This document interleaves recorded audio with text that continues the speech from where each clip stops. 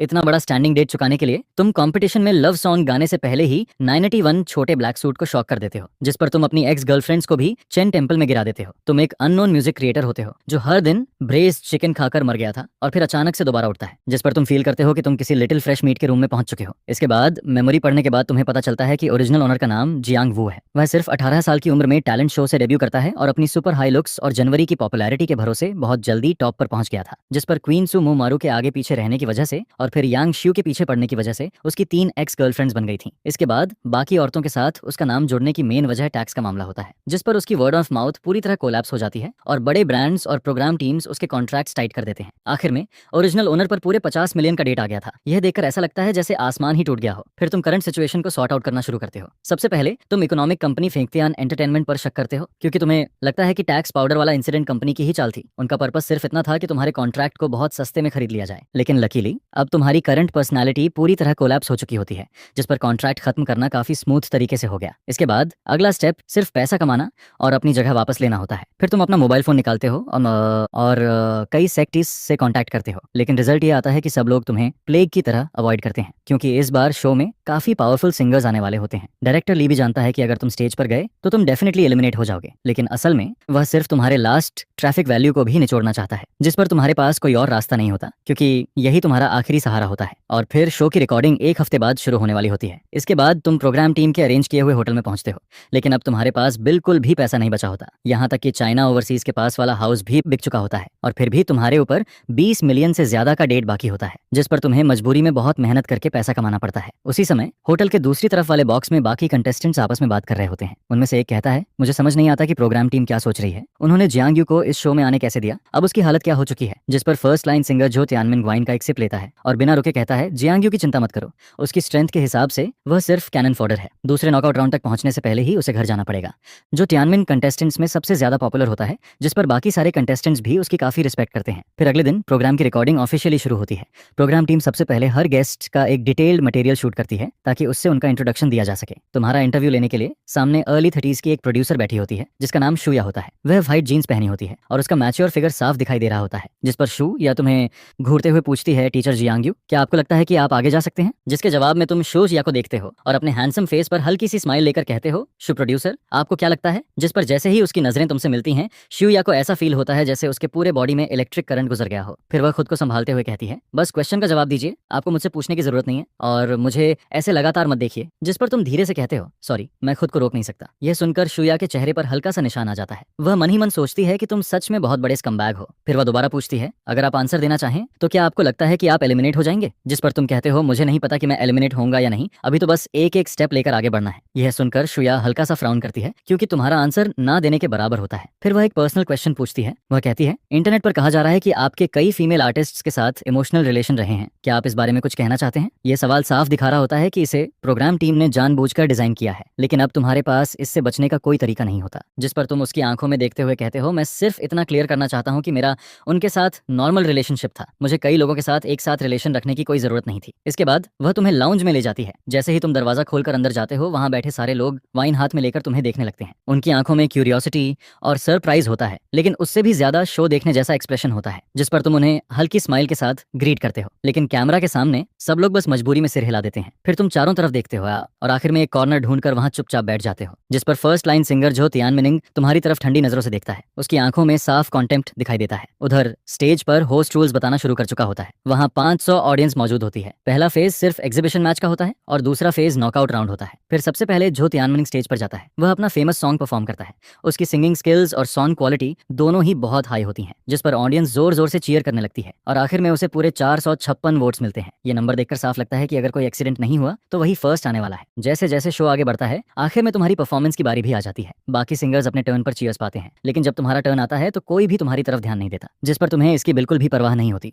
फिर तुम दरवाजा खोलते हो और धीरे धीरे बाहर की तरफ चल देते हो। उधर स्टेज पर होस्ट तुम्हारा नाम लेता है और उसी समय पूरे हॉल में बॉयकॉट और डिस्गस्ट की आवाजें आने लगती हैं। कोई कहता है, सच में जियांग यू आ गया, इस स्कमबैग में अभी भी यहाँ आने की हिम्मत है। जिस पर दूसरा कहता है, इसकी गार्बेज सिंगिंग स्किल्स के साथ यहाँ आना तो खुद अपनी बेइज्जती करवाने जैसा है। फिर कुछ लड़कियां कहती हैं, सिस्टर्स बाद में इस स्कमबैग को वोट मत देना, इसे आखिरी नंबर पर ही रहने देना। ये देखकर होस्ट भी ऑकवर्ड हो जाता है। फिर वह जल्दी से एडवर्टाइजिंग लाइन पढ़कर खत्म करता है, जिस पर तुम अपना सिर नीचे करते हो, दांत भींचते हो और धीरे धीरे स्टेज पर चढ़ने लगते हो। लगते हो। तुम माइक्रोफोन लेकर स्टेज पर चढ़ते हो, जिस पर ऑडियंस की तरफ से जोरदार रेजिस्टेंस और लगातार टांट आने लगते हैं। यहाँ तक कि डायरेक्टर भी थोड़ा शॉक्ड रह जाता है। उसे पहले से पता होता है कि तुम्हें स्टेज पर गालियां पड़ेंगी, लेकिन उसे यह बिल्कुल भी उम्मीद नहीं होती कि लोग इतना ज्यादा बुरा बोलेंगे। यह देखकर कि तुम स्टेज पर अकेले खड़े हो, लेकिन फिर भी तुम्हारे चेहरे पर हल्की सी स्माइल बनी हुई है, चुया अचानक थोड़ा खो जाती है, जिस पर वह सोचने लगती है कि यह स्कमबैग शायद थोड़ा बेचारापन भी रखता है। उधर स्टेज पर तुम इस सीन के लिए पहले से तैयार होते हो, जिस पर तुम ज्यादा कुछ नहीं बोलते, बल्कि चुपचाप अपना स्टेट एडजस्ट करते हो और ऑडियंस की तरफ हल्का सा झुककर बों करते हो। फिर उसी समय म्यूजिक धीरे धीरे बजना शुरू होता है, जिसके साथ ही बड़ी स्क्रीन पर सॉन्ग की इन्फॉर्मेशन दिखाई देने लगती है। वहां लिखा होता है song before song, singer Jiang Yu, lyrics and composer Jiang Yu. यह देखकर सभी लोग एकदम शॉक हो जाते हैं, क्योंकि सबको लगता है कि तुम अपना पुराना फेमस सॉन्ग गाओगे, लेकिन उन्हें बिल्कुल भी उम्मीद नहीं होती कि तुम सीधे एक ओरिजिनल सॉन्ग लेकर आओगे। जिस पर कुछ लोग कहते हैं, क्या जियांग यू में अभी भी इतना टैलेंट बचा है? मुझे तो लगता है कि यह कोई बेकार सा स्लाइवा सॉन्ग होगा जो उसने अपने ब्रेन डेड फैंस के लिए लिखा होगा। लेकिन फिर जैसे ही प्रील्यूड आगे बढ़ता है, कुछ लोग रुक जाते हैं, क्योंकि उन्हें अचानक फील होता है कि यह शुरुआत तो काफी अच्छी लग रही है। यहाँ तक कि शुया भी थोड़ा इंटरेस्टेड हो जाती है और फिर वह अपना सिर घुमाकर बगल में बैठे म्यूजिक डायरेक्टर वांग जुआओ की तरफ देखने लगती है, जिस पर वांग जुआ कहता है ये एक लिरिकल सैड सॉन्ग है और ये उसके पुराने स्टाइल से पूरी तरह अलग है। उसने ये सॉन्ग खुद सबमिट किया था। सॉन्ग की क्वालिटी बुरी नहीं है, लेकिन मुझे शक है कि उसने ये खुद लिखा है या नहीं। जैसे जैसे प्रील्यूड आगे बढ़ता है, तुम धीरे धीरे अपने हाथ में माइक्रोफोन उठाते हो। फिर तुम बहुत सिंपल तरीके से कुछ लिरिक्स गाना शुरू करते हो, जिस पर पूरे हॉल में अचानक सन्नाटा छा जाता है। ऑडियंस के चेहरे शौक से भर जाते हैं, क्योंकि इस बार यह स्कमबैग सच में काफी अच्छा गा रहा होता है। उधर डायरेक्टर रूम में लीड आउट स्क्रीन की तरफ देखकर शरारती एक्सप्रेशन के साथ कहता है, क्या यह पक्का है कि यह उसने खुद गाया है? जिस पर शिव या और वांग जुआ दोनों सिर हिलाकर हाँ बोलते हैं। बाकी कंटेस्टेंट्स भी थोड़ा सरप्राइज हो जाते हैं, खासकर शेन होंग्यू, क्योंकि उसने तुम्हें पहले म्यूजिक फेस्टिवल में देखा होता है और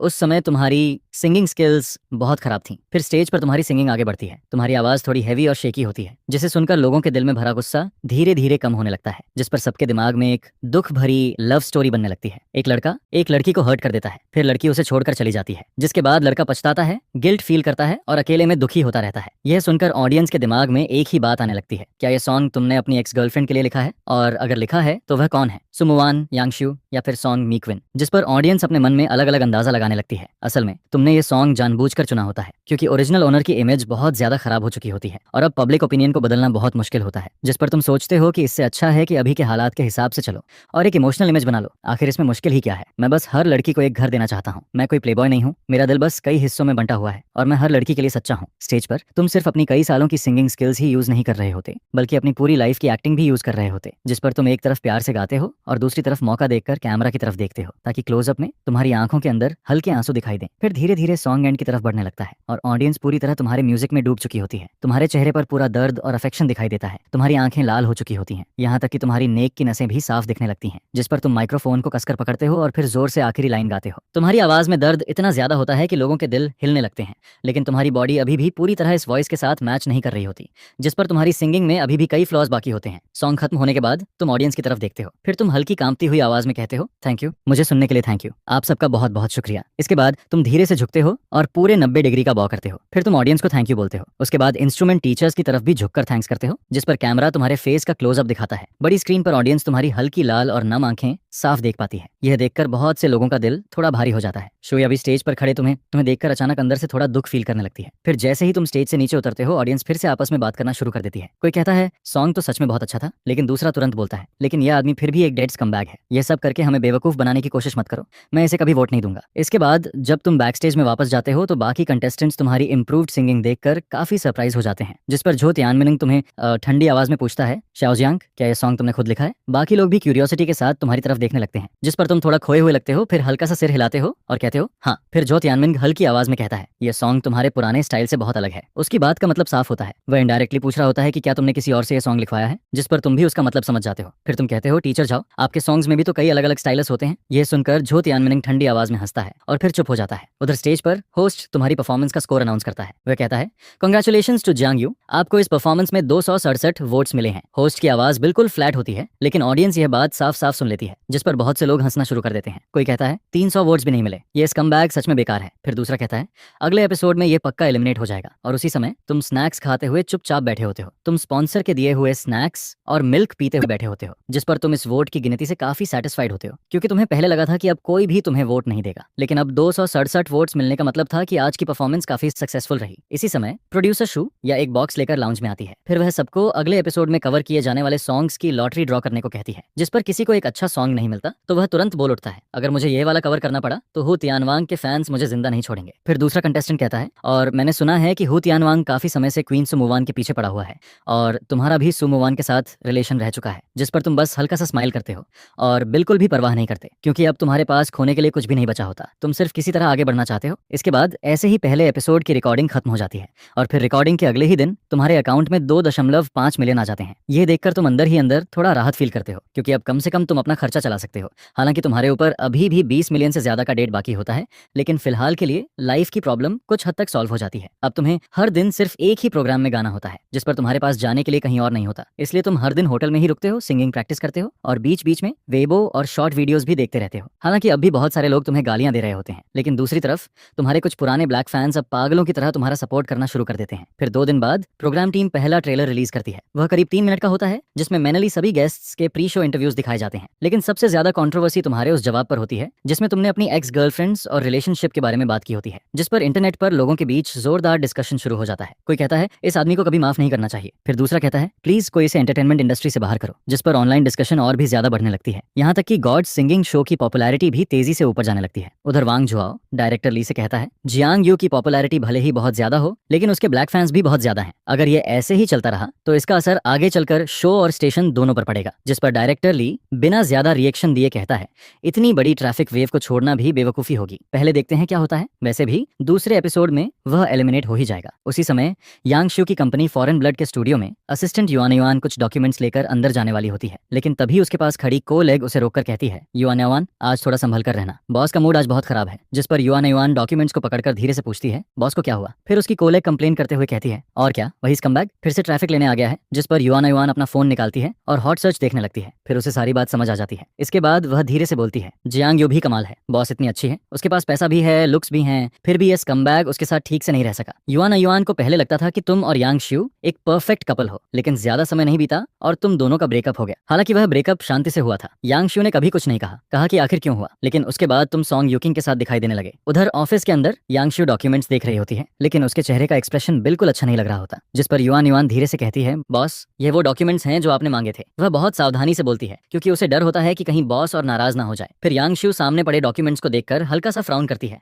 और इंपेशेंट होकर कहती है ठीक है तुम बाहर जाओ। जिस पर युआन युआन जल्दी से ऑफिस से बाहर चली जाती है। इसके बाद यांग शू अपना फोन उठाती है और हॉट सर्च स्क्रॉल करने लगती है। फिर उसे तुम्हारे इंटरव्यू की क्लिप दिखाई देती है। यह देखकर वह और ज्यादा इरिटेटेड हो जाती है और फिर गुस्से में अपना फोन एक तरफ फेंक देती है। दूसरी तरफ जो तियानमिन के कहने पर हु तियानवांग को पता चल जाता है कि तुम उसका सॉन्ग कवर करने वाले हो, जिस पर वह सीधे प्रोग्राम टीम को कॉल करता है और साफ कह देता है कि तुम्हें उसका सॉन्ग कवर करने की इजाजत नहीं है। यहाँ तक कि वह कॉन्ट्रैक्ट तोड़ने को भी तैयार हो जाता है, लेकिन तुम्हें वह सॉन्ग गाने नहीं देना चाहता। यह सुनकर शिवया फोन रखती है और उसके चेहरे पर टेंशन साफ दिखाई देती है, क्योंकि इतने कम टाइम में दूसरा सॉन्ग ढूंढना बहुत मुश्किल होता है। जिस पर डायरेक्टर ली बिल्कुल ठंडे एक्सप्रेशन के साथ कहता है जियांग यू को खुद इसका सॉल्यूशन निकालने दो, अगर वह नहीं कर पाया तो उसे अपना खुद का सॉन्ग गाना पड़ेगा। हालांकि यह काफी अनफेयर होता है, लेकिन किसी के पास कोई और रास्ता नहीं होता, क्योंकि उनके लिए तुम सिर्फ एक कैनन फोडर होते हो। वैसे भी अगले एपिसोड में तुम्हें एलिमिनेट होना ही होता है। फिर जल्दी ही मंडे आ जाता है और गॉड सिंगिंग के दूसरे एपिसोड की रिकॉर्डिंग शुरू हो जाती है। पहला एपिसोड इस फ्राइडे को टेलीकास्ट होने वाला होता है, जिस पर ऑडियंस एक एक करके हॉल में एंटर करने लगती है। तुम सबसे पहले ब्रेक रूम में पहुंचते हो। इसके बाद बाकी कंटेस्टेंट्स भी एक एक करके अंदर आते हैं, लेकिन जैसे ही वे तुम्हें देखते हैं सब तुमसे दूर बैठ जाते हैं। कभी टॉप स्ट्रीम रहने वाला इंसान अब इस हालत में पहुंच चुका होता है, लेकिन तुम्हें इसकी कोई परवाह नहीं होती। जिस पर तुम स्पॉन्सर के दिए हुए मिल्क को आराम से पीते रहते हो,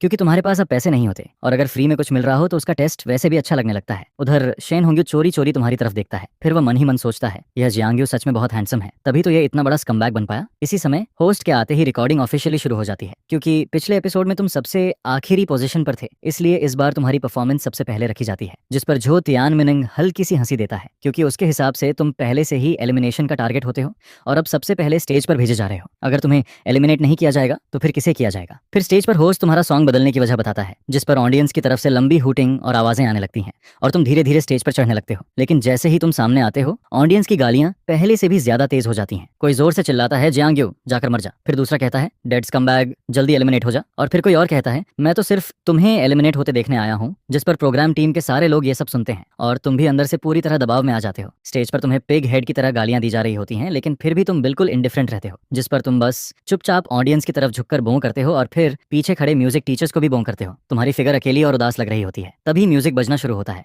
और बड़ी स्क्रीन पर इस बार तुम्हारे सॉन्ग की इन्फॉर्मेशन दिखाई देती है। सॉन्ग का नाम होता है लाइन, सिंगर, लिरिक्स सेट और कंपोजर, सब में तुम्हारा ही नाम लिखा होता है। यह देखकर सभी लोग फिर से थोड़ा कंफ्यूज हो जाते हैं। कुछ ऑडियंस तुरंत इंटरनेट पर यह सॉन्ग सर्च करने लगती है, लेकिन उन्हें कुछ भी नहीं मिलता, जिस पर कोई कहता है इस आदमी के पास फिर से एक ओरिजिनल सॉन्ग है, आखिर चल क्या रहा है, क्या आजकल सॉन्ग लिखना इतना आसान हो गया है, दादा गया है। फिर दूसरा कहता है पहले वाला सॉन्ग और आज का लाइन दोनों की क्वालिटी बहुत हाई है, अब तो मैं इस लड़के को बिल्कुल समझ नहीं पा रहा। शुई अभी सॉन्ग का प्रील्यूड सुनते हुए थोड़ा रुक जाती है, फिर काफी देर बाद धीरे से कहती है शायद यह उसने खुद ही लिखा है, क्योंकि अभी इसकी हालत ऐसी है कि कोई भी इसके लिए सॉन्ग लिखने नहीं आएगा। उधर हॉल में अभी भी बहुत शोर हो रहा होता है, बहुत से लोग चिल्ला रहे होते हैं कि तुम्हें स्टेज से नीचे उतर जाना चाहिए। कोई कहता है स्कमबैग तू मर जा, लेकिन तुम स्टेज पर बिल्कुल काम खड़े रहते हो। तुम प्रील्यूड सुनते हो और धीरे धीरे अपने इमोशंस को तैयार करने लगते हो, क्योंकि तुम्हें पता होता है कि थोड़ी देर बाद तुम्हें एक्टिंग भी करनी है। जैसे जैसे प्रील्यूड आगे बढ़ता है तुम धीरे धीरे अपना सिर उठाते हो और जैसे ही तुम पहली लाइन गाते हो ऑडियंस में बैठे लोग फिर से जोर जोर से बोलना शुरू कर देते हैं। कोई चिल्लाता है क्या बात है, डेड स्कमबैग अब शो ऑफ कर रहा है, तेरी 3 सेलिब्रिटी एक्स गर्लफ्रेंड्स हैं तो क्या बहुत बड़ा काम कर लिया। कई मेल ऑडियंस तो इतने इरिटेटेड हो जाते हैं कि उनका मन करता है कि स्टेज पर आकर तुम्हें 2 बातें सुना दें, लेकिन तुम्हारी सिंगिंग वॉइस बहुत सॉफ्ट और सूदिंग होती है। तुम्हारे होंठों के कोने पर हल्की सी स्माइल होती है और तुम्हारी आवाज में थोड़ा प्राउड और थोड़ा उदास टोन होता है, जिस पर ऐसा लगता है जैसे तुम सबको बता रहे हो कि इतनी सी बात से तुम्हें कोई फर्क नहीं पड़ता, जैसे तुम एक ऐसे इंसान हो जो प्यार में हार कर भी स्ट्रांग बना हुआ है। फिर धीरे धीरे पूरा हॉल शांत होने लगता है। उधर शेन होंग्यू को भी थोड़ा डाउट होने लगता है। वह सोचता है क्या यह भी तुम्हारा कोई ऐसा सॉन्ग है जो तुमने अपने खुद के एक्सपीरियंस से लिखा है। शुरुआत में उसे लगता है कि तुम बस अपने रिलेशनशिप का शो ऑफ कर रहे हो, लेकिन जैसे जैसे वह सॉन्ग सुनता है उसे महसूस होता है कि कुछ तो अलग है, जिस पर ऑडियंस भी धीरे धीरे इस सॉन्ग का असली मतलब समझने लगती है। तुम्हारे लिरिक्स में हर बात बहुत कैजुअल लगती है, जैसे तुम्हें किसी चीज की परवाह नहीं है, लेकिन असल में तुम्हें बहुत फर्क पड़ता है। तुम ऊपर से दुखी नहीं दिखते, लेकिन अंदर से तुम बहुत टूट चुके होते हो। तुम्हारी गहरी आंखें, उनमें भरी हुई यादें और कैमरा की तरफ देखते समय तुम्हारी कमजोर सी नजरें, यह सब बिना कुछ कहे ऑडियंस को बहुत कुछ बता रही होती हैं, जिस पर सबको लगने लगता है कि तुम जो बोल रहे हो वह सिर्फ दिखावा है। असल में तुम अंदर से बहुत दुखी हो। तुम ऊपर से स्ट्रांग बनने की कोशिश कर रहे हो, लेकिन अंदर से पूरी तरह टूट चुके हो। फिर ऑडियंस के दिमाग में एक ही बात आती है, यह आदमी इतना दुखी है लेकिन फिर भी बार बार बोल रहा है कि उसे कोई फर्क नहीं पड़ता, जिस पर बहुत से लोगों को लगने लगता है कि इस बार यह स्कमबैग सच में बहुत दुखी है। सूर्या भी स्टेज पर तुम्हें देखते हुए थोड़ा खो जाती है, उसकी आंखें हल्का सा चमकने लगती हैं। फिर वह सोचती है कि यह स्कमबैग शायद सच में बहुत इमोशनल है। वह याद करती है कि सुमुवान और बाकी लोग तुम्हारे खिलाफ बोल चुके हैं, लेकिन तुमने शुरू से लेकर अब तक कभी उनके बारे में एक भी बुरा शब्द नहीं कहा, जिस पर उसे लगने लगता है कि तुम हर रिलेशनशिप को सच में सीरियसली लेते थे, वरना तुम ऐसा अच्छा सॉन्ग कभी नहीं लिख पाते। और शायद तुम्हारे दिल में अभी भी कुछ ऐसा है जिसे तुम भूल नहीं पाए हो। फिर तुम्हारा सॉन्ग आगे बढ़ता है, तुम्हारी आवाज शांत होती है, लेकिन उसमें दर्द बहुत ज्यादा होता है। ऑडियंस पूरी तरह तुम्हारी सिंगिंग और उस कहानी में डूब चुकी होती है, जिस पर कई लोगों की आंखें हल्की हल्की गीली होने लगती हैं। फिर सॉन्ग खत्म हो जाता है और तुम ज्यादा कुछ नहीं बोलते, तुम बस सामने लगे कैमरा को देखते हो। इसके बाद तुम फिर से ऑडियंस और इंस्ट्रूमेंट टीचर्स की तरफ गहरा बौं करते हो। फिर तुम हल्की कांपती हुई आवाज में कहते हो थैंक यू अगेन। आप लोगों ने अभी भी मेरा सॉन्ग पूरा सुना, इसके लिए थैंक यू। तुम्हारी आवाज सुनकर और तुम्हें स्ट्रांग बनने की कोशिश करते हुए देखकर तुम बहुत अकेले और दुखी लग रहे होते हो, जिस पर अचानक ऑडियंस में से कोई लड़की जोर से चिल्लाती है मत रो, प्लीज मत रो। यह सुनकर बाकी ऑडियंस भी थोड़ा शॉक हो जाती है और फिर अचानक सबको समझ आने लगता है कि तुम्हारे इस सॉन्ग का नाम लाइन क्यों है, क्योंकि शुरू से आखिर तक हर लाइन एक झूठ होती है। ऊपर से तुम कहते हो कि तुम्हें कोई फर्क नहीं पड़ता, लेकिन हर लाइन के पीछे साफ दिख रहा होता है कि तुम इस रिलेशनशिप की बहुत परवाह करते हो, जिस पर कई इमोशनल ऑडियंस छुपकर रोने लगती है। जो लड़की अभी तुम्हें मत रो बोल रही थी उसकी आंखें भी अब लाल हो चुकी होती हैं। फिर वह अपने हाथ में वोटिंग मशीन को देखती है और सोचती है वैसे भी यह एलिमिनेट होने वाला है, मेरा एक वोट कुछ नहीं बदलेगा, इसे मैं इसके लिए नहीं इस सॉन्ग के लिए वोट दे रही हूँ, जिस पर वह बटन दबाकर तुम्हें वोट कर देती है। उधर प्रोग्राम टीम की तरफ म्यूजिक डायरेक्टर वांग जुआ थोड़ा इंप्रेस्ड होकर कहता है तुम सुन सकते हो, इसकी सिंगिंग पिछली बार से बहुत बेहतर हो गई है, लगता है इसने प्राइवेट में काफी मेहनत की है। जिस पर ली दाओ और बाकी लोग भी सिर हिलाते हैं, क्योंकि पिछले एपिसोड में तुम्हारी सिंगिंग में इंप्रूवमेंट तो थी लेकिन उसमें अभी भी काफी फ्लॉज थे, लेकिन आज तुम्हारी सिंगिंग लगभग परफेक्ट लग रही होती है। फिर भी सबके दिमाग में तुम्हारी वही अकेली आवाज घूम रही होती है। कभी टॉप स्ट्रीम रहने वाला इंसान अब इस हालत में पहुंच चुका होता है, जिस पर यह फर्क देखकर बहुत से लोगों के दिल में हल्का सा दुख होने लगता है। होस्ट अनाउंस करता है कि तुम्हारा वोटिंग चैनल अब बंद हो चुका है। फिर वह कहता है चलिए कंग्रेचुलेट करते हैं जियांग यू को, इस राउंड में इन्हें कुल इतने वोट्स मिले हैं। लेकिन जैसे ही होस्ट इस नंबर को देखता है वह अचानक रुक जाता है, जिस पर उसके दिल में भी शौक भर जाता है। फिर वह कहता है जियांग यू 399 वोट्स। यह सुनकर ऑडियंस पूरी तरह शॉक्ड रह जाती है। कोई कहता है इस कमबैक को इतने वोट्स कैसे मिल गए। फिर दूसरा बोलता है ये तो 400 से सिर्फ एक वोट कम है, आखिर वोट किसने किया। तुम लोग तो कह रहे थे कि इस कमबैक को वोट नहीं देना, जिस पर कुछ देर के लिए पूरी ऑडियंस चुप हो जाती है, क्योंकि ये वोट्स काफी ज्यादा होते हैं। पिछले एपिसोड के हिसाब से देखा जाए तो इतने वोट्स टॉप 6 में आने के लिए काफी होते हैं। उधर ली दाओ, और मेहताब वांग जुआ भी एक दूसरे की तरफ देखते हैं और दोनों थोड़ा डिप्रेस्ड हो जाते हैं, क्योंकि अब ऐसा लग रहा होता है कि तुम एलिमिनेट नहीं होने वाले। ब्रेक के दौरान जो कंटेस्टेंट्स पिछले एपिसोड में तुमसे नीचे थे वह पैनिक होने लगते हैं। यहाँ तक कि कुछ लोग स्टेज पर परफॉर्म करते समय नर्वस होकर अपनी आवाज तक बिगाड़ देते हैं, जिस पर झो तियानमिन भी थोड़ा अजीब एक्सप्रेशन के साथ तुम्हारी तरफ देखता है। फिर वह हल्की सी स्माइल के साथ कहता है, शाओजियांग, तुम्हारा नया सॉन्ग काफी अच्छा था। मैंने सुना है कि यह सॉन्ग तुमने कल ही लिखा है। इतनी फास्ट क्रिएशन स्पीड तो शायद पूरी दुनिया में किसी के पास नहीं होगी। उसकी बात का मतलब साफ होता है, वह इनडायरेक्टली बोल रहा होता है कि तुमने ये सॉन्ग किसी और से लिखवाया है, लेकिन तुम उसका मतलब तुरंत समझ जाते हो। वैसे भी झो तियानमिन इस शो में आने के बाद से लगातार तुम्हारे खिलाफ बोल रहा होता है, क्योंकि उसे लगता है कि अब तुम कमजोर हो, इसलिए वह तुम्हें आसानी से बली कर सकता है। जिस पर तुम बिना गुस्सा दिखाए हल्की सी स्मार्क के साथ कहते हो, टीचर झाओ, जो चीज आप नहीं कर सकते इसका मतलब ये नहीं है कि कोई और भी नहीं कर सकता। फिर तुम आगे कहते हो, वैसे भी आपने काफी समय से कोई नया सॉन्ग रिलीज नहीं किया, लगता है आप खुद से ज्यादा दूसरों की चिंता करते रहते हैं। यह सुनते ही झो तियानमिन को बिल्कुल भी उम्मीद नहीं होती कि तुम उसे ऐसे सामने से जवाब दोगे, जिस पर उसका चेहरा गुस्से से लाल हो जाता है, उसकी गर्दन तक लाल पड़ जाती है। फिर वह ठंडी आवाज में स्नोट करता है और चुप हो जाता है। बाकी कंटेस्टेंट्स भी यह देखकर शॉक हो जाते हैं, क्योंकि इस दुनिया में कोई जूनियर अपने सीनियर से इस तरह बात करने की हिम्मत नहीं करता। लेकिन शेन होंग्यू तुम्हारी तरफ एक बार और देखता है और फिर उसके चेहरे पर हल्की सी स्माइल आ जाती है, क्योंकि वह खुद भी झो तियानमिन को बिल्कुल पसंद नहीं करता। झो तियानमिन हमेशा खुद को सबसे ऊपर समझता है। फिर जैसे जैसे शो आगे बढ़ता है, कई कंटेस्टेंट्स तुम्हारे स्कोर से कम वोट्स पाते हैं। उनमें से कुछ को सिर्फ 377 वोट्स मिलते हैं, जिस पर अब यह पक्का हो जाता है कि इस बार तुम एलिमिनेट नहीं होने वाले। सबसे आखिर में झो तियानमिन की परफॉर्मेंस होती है और उसकी आंखों में पहले से ही कॉन्फिडेंस और प्राइड दिखाई दे रही होती है। इसके बाद सभी कंटेस्टेंट्स की परफॉर्मेंस खत्म हो जाती है। झो तियानमिन को 470 वोट्स मिलते हैं, शेन होंग्यू को 455 वोट्स मिलते हैं, वांग जियावेई को 429 वोट्स मिलते हैं, जिस पर हुआंग मिनग्लांग को 410 वोट्स मिलते हैं और वह इस राउंड में फोर्थ आता है। फिर तुम्हें 399 वोट्स मिलते हैं और तुम इस राउंड में 6th प्लेस पर आते हो। तुम इस रिजल्ट से काफी सेटिस्फाइड होते हो, क्योंकि पिछले एपिसोड में तुम सबसे आखिरी नंबर पर थे, लेकिन अब तुम सीधे 6th प्लेस तक पहुंच गए होते हो। ये प्रोग्रेस काफी बड़ी होती है, क्योंकि इस बार भी बहुत सारे लोग तुम्हारे खिलाफ थे, इसलिए एक ही बार में टॉप पर वापस पहुंचना बिल्कुल पॉसिबल नहीं होता। फिर कंपटीशन का दूसरा फेज खत्म हो जाता है। हालांकि जो कंटेस्टेंट्स एलिमिनेट होते हैं वह अंदर से थोड़े अनहैप्पी होते हैं, लेकिन फिर भी उन्हें मजबूरी में स्टेज छोड़ना पड़ता है। इसी समय प्रोग्राम टीम का स्टाफ अंदर आता है और तीसरे फेज के रूल्स अनाउंस करना शुरू करता है। वह कहता है, अगले राउंड में थीम कंपटीशन होगा और सभी को दिए गए थीम के हिसाब से सॉन्ग कंपोज करना होगा। फिर वह आगे कहता है, प्रोग्राम टीम ने हर कंटेस्टेंट के लिए एक क्रिएटिव टीचर भी बुलाया है, अगर जरूरत हो तो आप उनसे हेल्प ले सकते हैं। इसके बाद वह अगले एपिसोड का थीम बताता है। थीम होता है मिसड हिम। यह सुनते ही तुम्हारे चेहरे पर हल्की स्माइल आ जाती है, क्योंकि इस थीम को सुनकर तुम्हारे दिमाग में पहले से ही कई सॉन्ग्स आने लगते हैं। रिकॉर्डिंग खत्म होने के बाद तुम वापस होटल लौटते हो। फिर तुम अपना बैंक कार्ड देखते हो। प्रोग्राम टीम की तरफ से मिले 2.5 मिलियन के साथ अब तुम्हारे अकाउंट में पूरे 5 मिलियन हो चुके होते हैं। यह देखकर तुम मन ही मन खुश हो जाते हो, क्योंकि अगर तुम कुछ और एपिसोड सर्वाइव कर गए तो तुम्हारा डेट लगभग खत्म हो जाएगा, जिस पर तुम सोचने लगते हो कि उसके बाद सबसे पहले एक म्यूजिक कंपनी खोली जाए, फिर धीरे धीरे उसे बड़ा बनाया जाए। लेकिन फिलहाल तुम सिर्फ एक येलो चिकन विंग ऑर्डर करने के बारे में सोचते हो। इसके बाद टाइम बहुत जल्दी बीत जाता है और देखते ही देखते फ्राइडे आ जाता है। आज गॉड सिंगिंग का पहला एपिसोड टेलीकास्ट होने वाला होता है। बहुत सारे नेटिजन्स सिर्फ ये देखने का इंतजार कर रहे होते हैं कि तुम खुद की कितनी बेइज्जती करवाते हो। उधर हू तियानवांग की तरफ उसे नोटिफिकेशन मिलता है कि उसने सुमोवान को जो कुरियर भेजा था वह पहुंच चुका है, जिस पर वह तुरंत सुमोवान को मैसेज भेजता है, मोवान, कुरियर आ गया है, जाकर ले लेना। इस समय सुमोवान घर पर आराम कर रही होती है। जैसे ही वह यह मैसेज देखती है, उसके चेहरे पर इरिटेशन दिखाई देने लगती है, क्योंकि हू तियानवांग कई सालों से उसके पीछे पड़ा हुआ होता है, जिस पर वह फोन को एक तरफ रख देती है। फिर उसकी नजर सामने टीवी पर जाती है और उसी समय टीवी पर गॉड सिंगिंग का पहला एपिसोड शुरू होने वाला होता है। दूसरी तरफ फेमस म्यूजिक ब्लॉगर क्वियन भी ये शो देख रही होती है। उसके पूरे नेटवर्क पर 40 मिलियन से ज्यादा फॉलोअर्स होते हैं और एक रिव्यू ब्लॉगर होने की वजह से वह तुम्हारे जैसे ट्रैफिक सिंगर को बिल्कुल पसंद नहीं करती, जिस पर वह सोचती है ये स्कम्बैग इस शो में सिर्फ आखिरी बार पैसा कमाने आया है। फिर जैसे ही तुम स्क्रीन पर दिखाई देते हो, ऑडियंस तुम्हें गालियां देना और बॉयकॉट करना शुरू कर देती है। यहाँ तक कि प्रोग्राम टीम ऑडियंस के क्लोजअप भी दिखाती है, जिसमें लोगों के चेहरे, उनकी चिल्लाहट और हंसी सब कुछ साफ दिखाई दे रहा होता है। जिस पर यह सब देखकर क्वियन भी एक लंबी सांस लेती है, क्योंकि उसे याद आता है कि कभी तुम कितने पॉपुलर थे और अब तुम्हारी हालत कितनी खराब हो चुकी है। फिर धीरे धीरे म्यूजिक बजना शुरू होता है और जैसे ही वह सॉन्ग की इन्फॉर्मेशन देखती है, वह थोड़ा रुक जाती है, क्योंकि इस बार भी यह एक ओरिजिनल सॉन्ग होता है। जिस पर वह मन ही मन सोचती है, इस आदमी में अभी भी ओरिजिनल लिखने की एबिलिटी है। लेकिन जैसे ही वह प्रील्यूड सुनती है, उसकी प्रोफेशनल इंस्टिंक्ट तुरंत जाग जाती है, क्योंकि यह प्रील्यूड बहुत ज्यादा इंप्रेसिव होता है। उधर सुमोवान भी टीवी की तरफ देखते हुए हल्का सा रुक जाती है। उसकी आंखों में क्यूरियोसिटी और डाउट दोनों दिखाई देने लगते हैं, क्योंकि तुम दोनों इतने समय तक साथ रह चुके होते हो। तुम दोनों पूरे 2 साल तक साथ रहे थे, जिस पर सुमोवान तुम्हारी सिंगिंग स्किल्स को अच्छी तरह जानती थी। लेकिन अगर सच कहा जाए तो तुम्हारी सिंगिंग पहले इतनी अच्छी नहीं होती थी और तुम्हारी बाकी हालत देखकर भी उसे हमेशा लगता था कि तुम्हारे अंदर क्रिटिसाइज करने जैसा बहुत कुछ है। इसलिए उसे कभी समझ नहीं आता था कि तुम इतना रिस्क लेकर ऐसे शो में क्यों आए। यहाँ तक कि लोगों ने तुम्हें अगली परसेप्शन तक कहना शुरू कर दिया था। लेकिन अब जब वह तुम्हें स्टेज पर देखती है तो तुम्हारा वही चेहरा आज भी उसे उतना ही अमेजिंग लगता है। फिर जैसे ही तुम गाना शुरू करते हो, सुमोवान की पहले से शांत आंखों में भी अचानक बदलाव आ जाता है, क्योंकि तुम्हारी सिंगिंग पहले से बहुत ज्यादा बेहतर हो चुकी होती है। उसे याद आता है कि जब तुम दोनों साथ थे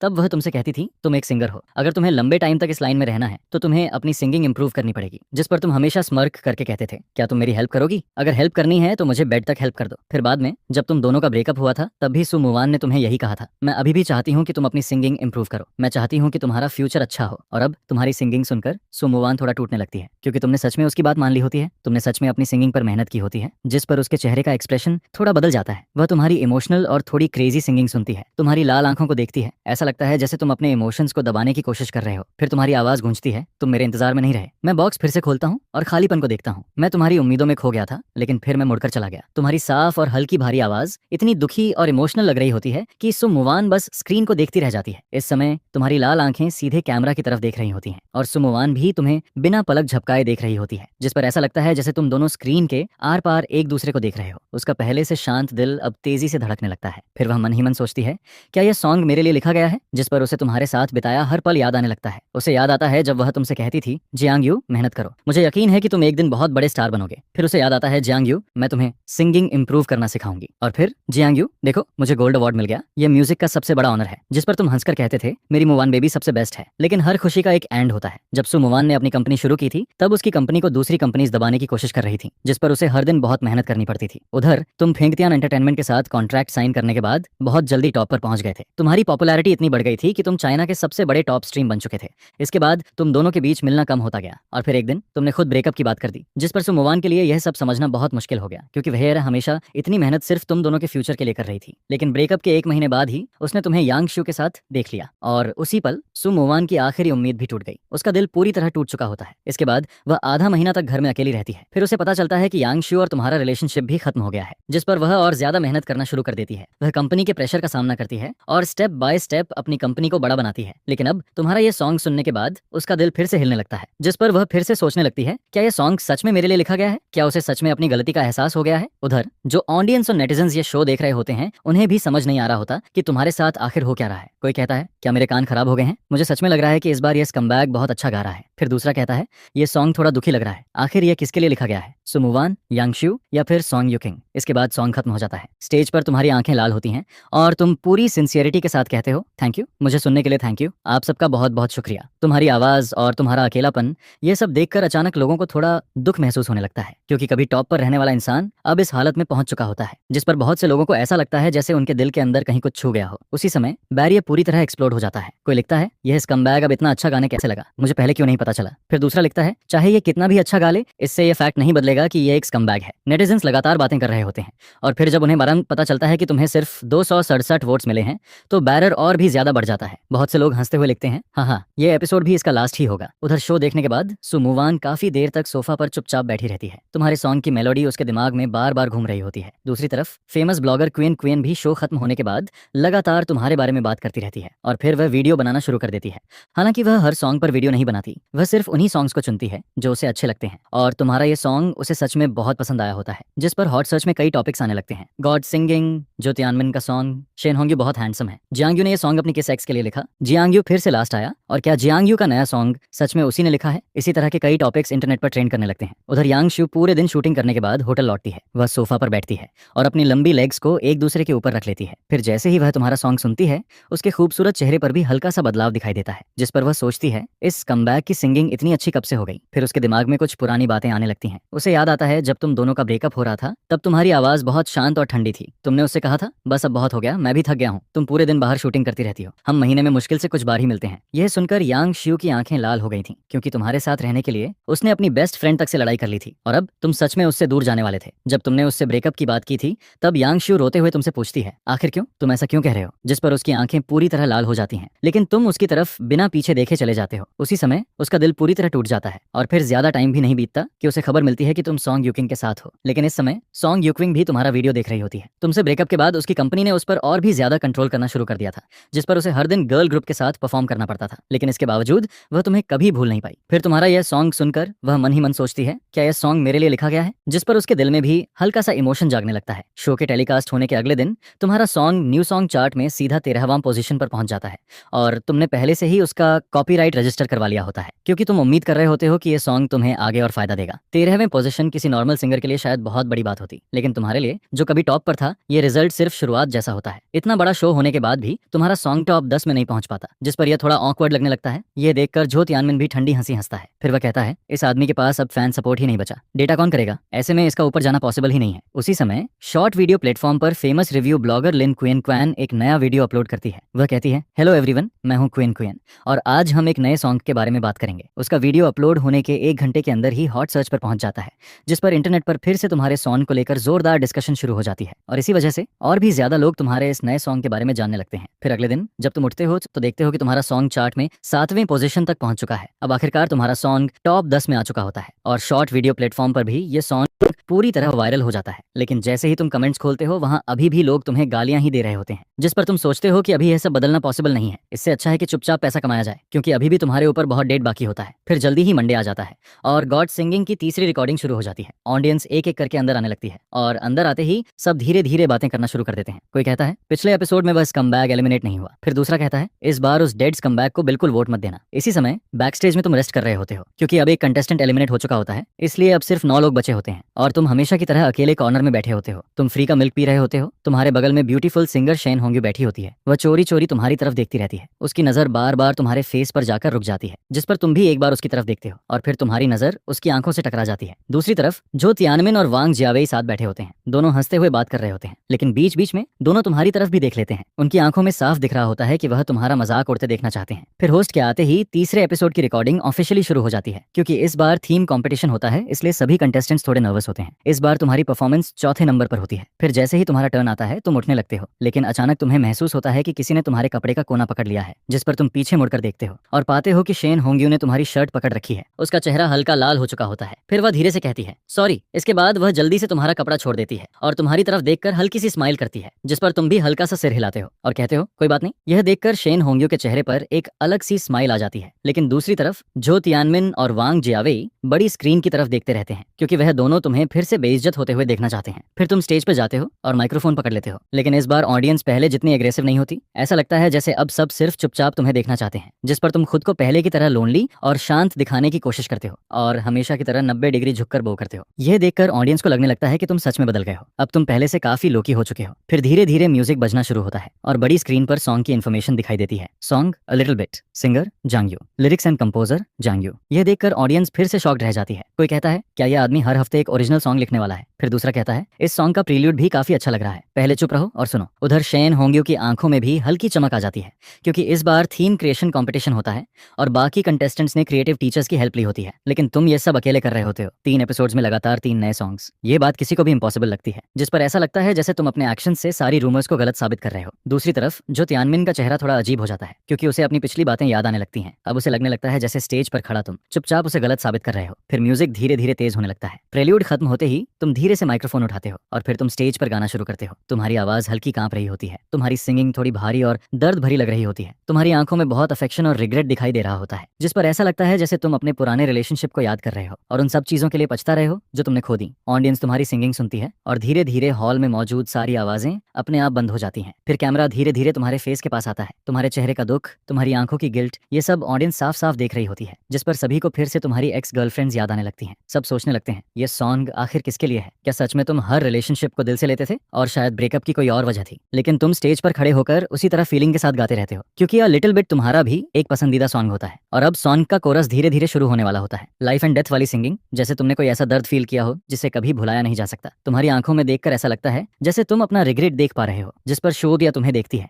और सोचती है कि इस बार का थीम मिस होना था। वह तुम्हारे सॉन्ग से सुन सकती है कि तुम्हारे अंदर उस सबको लेकर कितनी इमोशंस हैं। शायद तुम अपना खुद का सॉन्ग इसमें डाल सकते हो अपनी इमोशंस के साथ। Emotions with you, emotions with you, emotions with you, emotions with you, emotions with you, emotions with you, emotions with you, emotions with you, जिस पर ऐसा लगता है जैसे तुम्हारे रिग्रेट साफ दिखाई दे रहे हैं। शू या तुम्हारी तरफ देखती है और सोचती है कि इस बार का थीम मिस होना था। वह तुम्हारे सॉन्ग से सुन सकती है कि तुम्हारा उस समय के साथ बहुत गहरा कनेक्शन है। खासकर पहली लाइन, तुम बहुत बिजी रहते थे, अपनी गर्लफ्रेंड से लड़ते रहते थे और यही तुम्हारे और सुनुओवान के ब्रेकअप की वजह थी, जिस पर ऑडियंस भी तुम्हारे अंदर की फीलिंग्स सुन पाती है और तुम्हारी सिंगिंग इस समय भी लगातार चलती रहती है, जिससे सुनकर सब लोग सब कुछ भूलने लगते हैं। लेकिन पता नहीं क्यों सबके अंदर थोड़ा सैडनेस और थोड़ा दर्द फील होने लगता है। यह स्कमबैग शायद सच में फीलिंग्स को लेकर सीरियस था। फिर सॉन्ग धीरे धीरे आता है, मेरी लाइफ में आ जाता है, तुम्हें जोर से हक करता है, लेकिन तुमसे थोड़ी सी भी मोहब्बत नहीं कह पाता, जिस पर उस दिन तुम मेरा पूरा पास्ट अपने साथ ले जाती हो। रास्ते में तुम अब अपनी पुरानी यादों को उतारने नहीं जाती हो। एक इंसान की खुशी आखिर कैसे बदल जाती है। हम दोनों एक दूसरे के सामने खड़े रहते हैं और हमारी आंखों से आंसू गिरते रहते हैं। तुम अब मेरी लाइफ से कभी मत जाना। सॉन्ग खत्म होते ही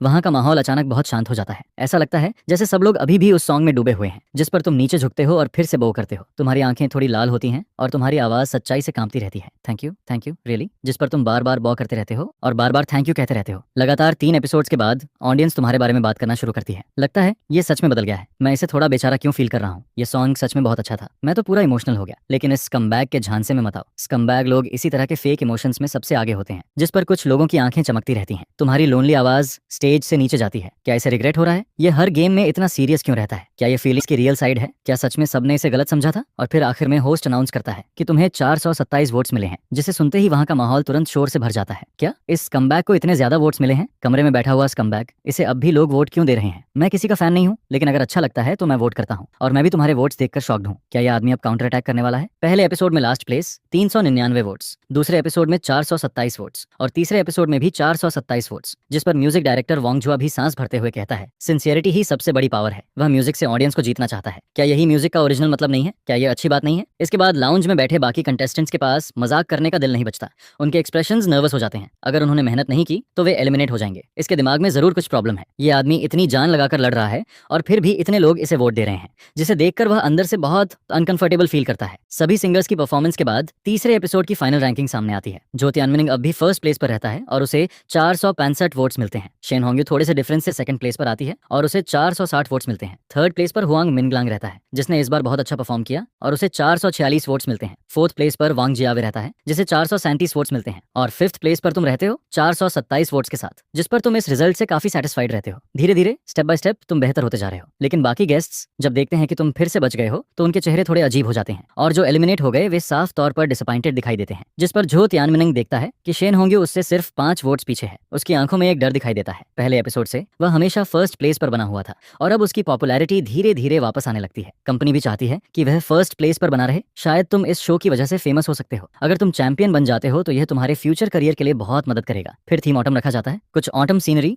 और एक ऑटम लव स्टोरी भी लिखी जा सकती है। रिकॉर्डिंग खत्म होने के बाद तुम्हारे दिमाग में अचानक एक सॉन्ग आता है, जिस पर बाकी कंटेस्टेंट्स जल्दी जल्दी दूसरे चैनल्स पर चले जाते हैं। सिर्फ तुम कहीं जाने की जल्दी में नहीं होते, क्योंकि तुम्हारे पास कोई दूसरा प्रोग्राम नहीं होता। होटल वापस आने के बाद तुम्हारे दिमाग में अचानक एक सीन फ्लैश होता है। शेन होंग्यू के सफेद न्यूज तुम्हारे दिमाग में आते हैं और तुम्हें गिल्टी फील होता है। आखिर हमारी शादी को बहुत लंबा समय हो चुका था, जिस पर तुम्हारा बॉडी अपने आप रिएक्ट करने लगता है। फिर तुम खुद को संभालते हो और अगले कुछ दिनों तक होटल में प्रैक्टिस करते रहते हो। तुम्हें इस लाइन के साथ और बेहतर तरीके से फिट होना था और फिर जल्दी ही फ्राइडे आ जाता है। आज गॉड सिंगिंग का दूसरा एपिसोड है। शो अभी शुरू ही हुआ होता है और बहुत सारे व्यूअर्स पहले से अंदर आना शुरू कर देते हैं। आखिर फ्राइडे आ ही गया। शेन होंग्यू को मत देखो, इस बार नॉकआउट राउंड है और यह स्कमबैग जरूर बाहर हो जाना चाहिए। लेकिन सॉन्ग आने से पहले यह सॉन्ग पहले ही बहुत पॉपुलर हो चुका होता है और अब यह न्यू सॉन्ग चार्ट में 4th प्लेस तक पहुंच जाता है। हालांकि बहुत सारे नेटिजन्स अब भी तुम्हें माफ नहीं करते, लेकिन कुछ छोटे फैंस अब भी तुम्हारा सपोर्ट करते रहते हैं। मेरा भाई इतनी मेहनत करता है, मुझे यकीन है मेरा भाई कभी एलिमिनेट नहीं होगा। मेरा भाई आखिर तक जरूर टिकेगा। जिस पर कुछ लोग टाइम पर शो देखने के लिए बैठे रहते हैं। उन्हें तुम्हारा सॉन्ग बहुत पसंद आता है। जितना ज्यादा वे इसे सुनते हैं उतना ज्यादा उन्हें यह अच्छा लगने लगता है। लेकिन जैसे ही उन्हें याद आता है कि यह सॉन्ग एक स्कमबैग ने गाया है, वह तुरंत चुप हो जाता है। पता नहीं क्यों, लेकिन वह सिर हिलाने से खुद को रोक नहीं पाता। उसे हमेशा यही लगता है कि तुम इस सॉन्ग के लायक नहीं हो। जैसे ही शो शुरू होता है और पिछले एपिसोड में तुम लास्ट थे, इसलिए नेचुरली सबसे पहले तुम्हारी एंट्री होती है, जिस पर होस्ट पहले कॉपीराइट का इश्यू एक्सप्लेन करता है और बताता है कि सॉन्ग बदल दिया गया है। मैं अब भी अपना सॉन्ग गाना चाहता हूँ, ड्रीम एंड गो। दूसरी तरफ सुमुमारू इन दिनों अपने नए एल्बम की तैयारी कर रहा होता है। वह अभी काम से वापस घर आता है, सोफा पर बैठकर टीवी देख रहा होता है। तभी वह देखता है कि तुमने अचानक सॉन्ग बदल दिया है, जिस पर वह हल्का सा भौहें सिकोड़ता है, क्योंकि वह इसके पीछे की चाल को अच्छे से समझता है। फिर जैसे ही म्यूजिक बजना शुरू होता है और वह सॉन्ग का नाम लाइंग देखता है, उसकी खूबसूरत आंखों में एक पल के लिए डाउट और क्यूरियोसिटी आ जाती है। ये फिर से एक ओरिजिनल सॉन्ग था और अब तुम पूरी तरह ओरिजिनल सॉन्ग्स बना रहे थे। जिस पर वह टीवी को देखते हुए धीरे से कहता है, मैं झूठ क्यों बोलूंगा, तुम मुझे जानते हो, मैं कभी भी तुम्हारे सामने फेक नहीं बनता। प्लीज ये मत सोचो कि तुम इतनी यादगार हो। तुम्हारा चले जाना सच में मेरी ताकत नहीं है। इस समय किंग हु तियानवांग भी तुम्हारी आंखों में देख रहा होता है। उसकी भौहें भी हल्की सी सिकुड़ जाती हैं। यह आदमी एक्सपीरियंस जीत लगता है। ये सॉन्ग इसने खुद नहीं लिखा होगा। जिस पर सुमुवान तुम्हारा लाइन सुनने के बाद अपने दिल में एक हल्का सा दर्द फील करती है। अगर हम शुरू में अलग नहीं हुए होते तो कितना अच्छा होता। क्या सच में उसके पास उस समय कोई ऐसी बात थी जो वह कह नहीं पाया? फिर टीवी में तुम अकेले स्टेज से नीचे उतरते हो, जिस पर सुमुमारू बस तुम्हें चुपचाप देखता रहता है। वह काफी देर तक कुछ नहीं बोलता। वह पूरा सॉन्ग खत्म होने तक वहीं बैठा रहता है और फिर उसे महसूस होता है कि तुम बहुत बदल गए हो। ऑडियंस की गालियां और नफरत देखने के बाद भी तुम गुस्से में जवाब नहीं देते, बल्कि चुपचाप सॉन्ग गाना चुनते हो और म्यूजिक के जरिए ऑडियंस को फील करवाते हो, जिस पर तुम्हारे अंदर की सारी इंस्पिरेशन और पोटेंशियल बाहर आने लगती है।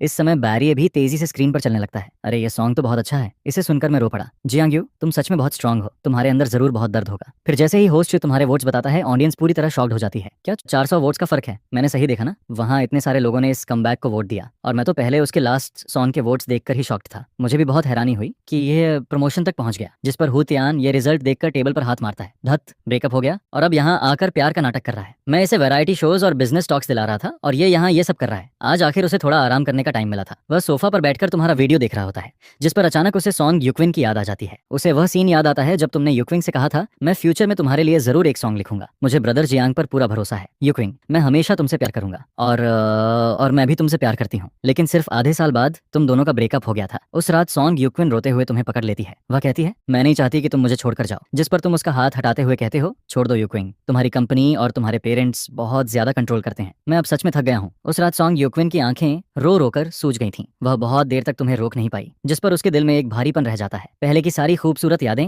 अब सिर्फ कंफ्यूजन बनकर रह जाती हैं। यह सोचते सोचते उसकी नाक भी हल्की सी भर जाती है। दूसरी तरफ फ्यूचर ऑफिस में यांग शू बैठी होती है और आज रात तुम्हारी सिंगिंग का क्लिप देखने के बाद वह ठंडी आवाज में हंसती है। इस कमबैक की हाइपोक्रेसी पता नहीं अभी कहाँ बैठकर खुश हो रहा होगा, लेकिन इस समय होटल में तुम भूखे होकर येलो टेंडर चिकन खा रहे होते हो। तभी अचानक तुम्हें छींक आ जाती है। कौन मेरे पीछे बात कर रहा है? जिस पर यांग शू की आंखों में एक कॉम्प्लिकेटेड लुक आता है। तभी चू शाओयांग का कॉल आता है। शू शू, क्या तुम्हारा ड्रामा अब खत्म होने वाला है? कुछ दिनों बाद मैं भी वहाँ प्रोजेक्ट की बात करने आ रहा हूँ। जिस पर यांग शू चू शाओयांग की आवाज सुनते ही हल्का सा भौहें सिकोड़ती है। साउथ चाइना एंटरटेनमेंट का यंग मालिक काफी समय से उसके पीछे पड़ा हुआ था, लेकिन यांग शू को उसमें जरा भी इंटरेस्ट नहीं था, बल्कि वह उसे थोड़ा इरिटेटिंग लगता था। जिस पर वह सीधे कहती है, जरूरत नहीं है मिस्टर चू, फिल्म खत्म करने के बाद मैं बहुत टायर्ड रहूंगी और उसके बाद मेरा दूसरा काम भी है, इसलिए आपको तकलीफ करने की जरूरत नहीं है। फिर चू शाओयांग सोफा पर बैठा रहता है और उसकी भौहें हल्की सी सिकुड़ जाती हैं। किसी ने भी आज तक उसे मना करने की हिम्मत नहीं की थी। वह अपने दिल का गुस्सा दबाता है और कहता है, कोई बात नहीं, इसमें कोई परेशानी नहीं है, बस फिनिश होने के बाद मिल लेंगे, इसमें ज्यादा टाइम नहीं लगेगा। जिस पर यांग शू बेबस होकर सांस छोड़ती है और कोई बहाना बनाकर फोन काट देती है। इसके बाद चू शाओयांग गुस्से में बैठा रहता है। इतने समय बाद भी यह औरत अब भी इतनी मुश्किल क्यों है? फिर वह मोबाइल पर तुम्हारा हॉट सर्च देखता है, जिस पर उसकी भौहें फिर सिकुड़ जाती हैं। क्या तुम अब भी उस कमबैक को भूल नहीं पाई? देखना मैं उसे कैसे सबक सिखाता हूँ। अगले दिन तुम्हारा नया song line new song chart का रिकॉर्ड तोड़ देता है, जिसकी सबसे बड़ी वजह होती है लिन क्वेन क्वैन का तुम्हारी मदद करना। हेलो एवरीवन, मैं हूँ क्वेन क्वेन, वेलकम टू क्वेन क्वेन टॉक अबाउट म्यूजिक। और आज हम बात करने वाले हैं लाइन के बारे में, जिस पर लिन क्वेन क्वैन अपनी सेक्सी और गोल लेग्स के साथ स्क्रीन के बीच में खड़ी होती है। बारिश में उसका पूरा फिगर और भी परफेक्ट लग रहा होता है। वह अच्छे से जानती है कि ऑडियंस क्या देखना चाहती है। यह सॉन्ग बिल्कुल इसके टाइटल की तरह है। शुरू से लेकर आखिर तक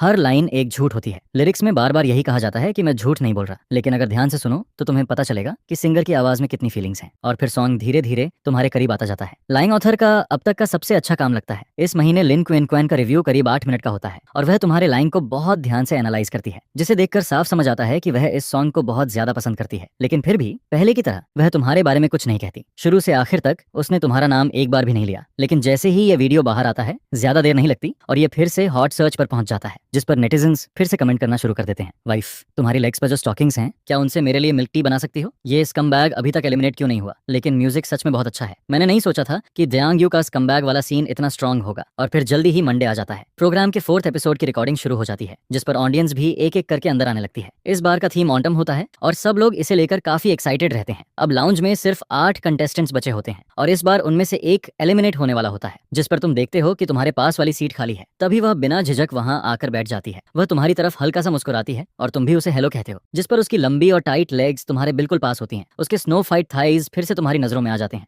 और तुम भी अनजाने में एक बार उसकी तरफ देख लेते हो, जिस पर वह मुस्कुराकर पूछती है, टीचर जियांग यू, आप ड्रंक हैं या नहीं? मैं इस बार आपके नए सॉन्ग का बहुत इंतजार कर रही हूँ। शेन होंग्यो खुद आगे बढ़कर तुमसे बात करती है, क्योंकि वह तुम्हारे पिछले 3 सॉन्ग से सच में अट्रैक्ट हो चुकी थी। लेकिन यह सुनकर तुम हल्का सा भौहें सिकोड़ते हो, क्योंकि यह पहली बार था जब किसी कंटेस्टेंट ने खुद तुमसे हेलो कहा था, जिस पर तुम भी पॉलिटली जवाब देते हो, थैंक यू टीचर शेन, मैं भी आज रात आपकी परफॉर्मेंस का इंतजार कर रहा हूँ। दूसरी तरफ जो तियानमिनंग का चेहरा थोड़ा उदास हो जाता है, जिस पर तुम जानबूझकर अपनी आवाज थोड़ी ऊंची करके कहते हो, पिछली बार टीचर शेन और फर्स्ट प्लेस के बीच का फर्क बहुत कम था, शायद इस बार वह फर्स्ट प्लेस तक पहुंच जाए। जिस पर शेन होंग्यो मुस्कुराते हुए कहती है, टीचर झाओ बहुत स्ट्रांग है, मुझे नहीं लगता मैं कर पाऊंगी। लेकिन झो तियानमिनंग ठंडी आवाज में हंसता है और कहता है, क्यों शाओ जियांग, क्या तुम सच में चाहते हो कि वह फर्स्ट प्लेस ले ले? जिस पर वहां का माहौल थोड़ा ऑकवर्ड हो जाता है। उसके वर्ड्स में इतनी जेलसी थी कि कोई भी आसानी से समझ सकता था, लेकिन तुम बस हल्का सा मुस्कुरा देते हो और कुछ नहीं कहते। फिर जैसे ही होस्ट स्टेज पर आता है, 4th एपिसोड की रिकॉर्डिंग ऑफिशियली शुरू हो जाती है। सबसे पहले एक 3rd टियर सिंगर आता है, क्योंकि पिछले एपिसोड में वह सबसे लास्ट था, इसलिए आज वह बहुत नर्वस होता है, जिस पर उसकी परफॉर्मेंस भी उतनी अच्छी नहीं हो पाती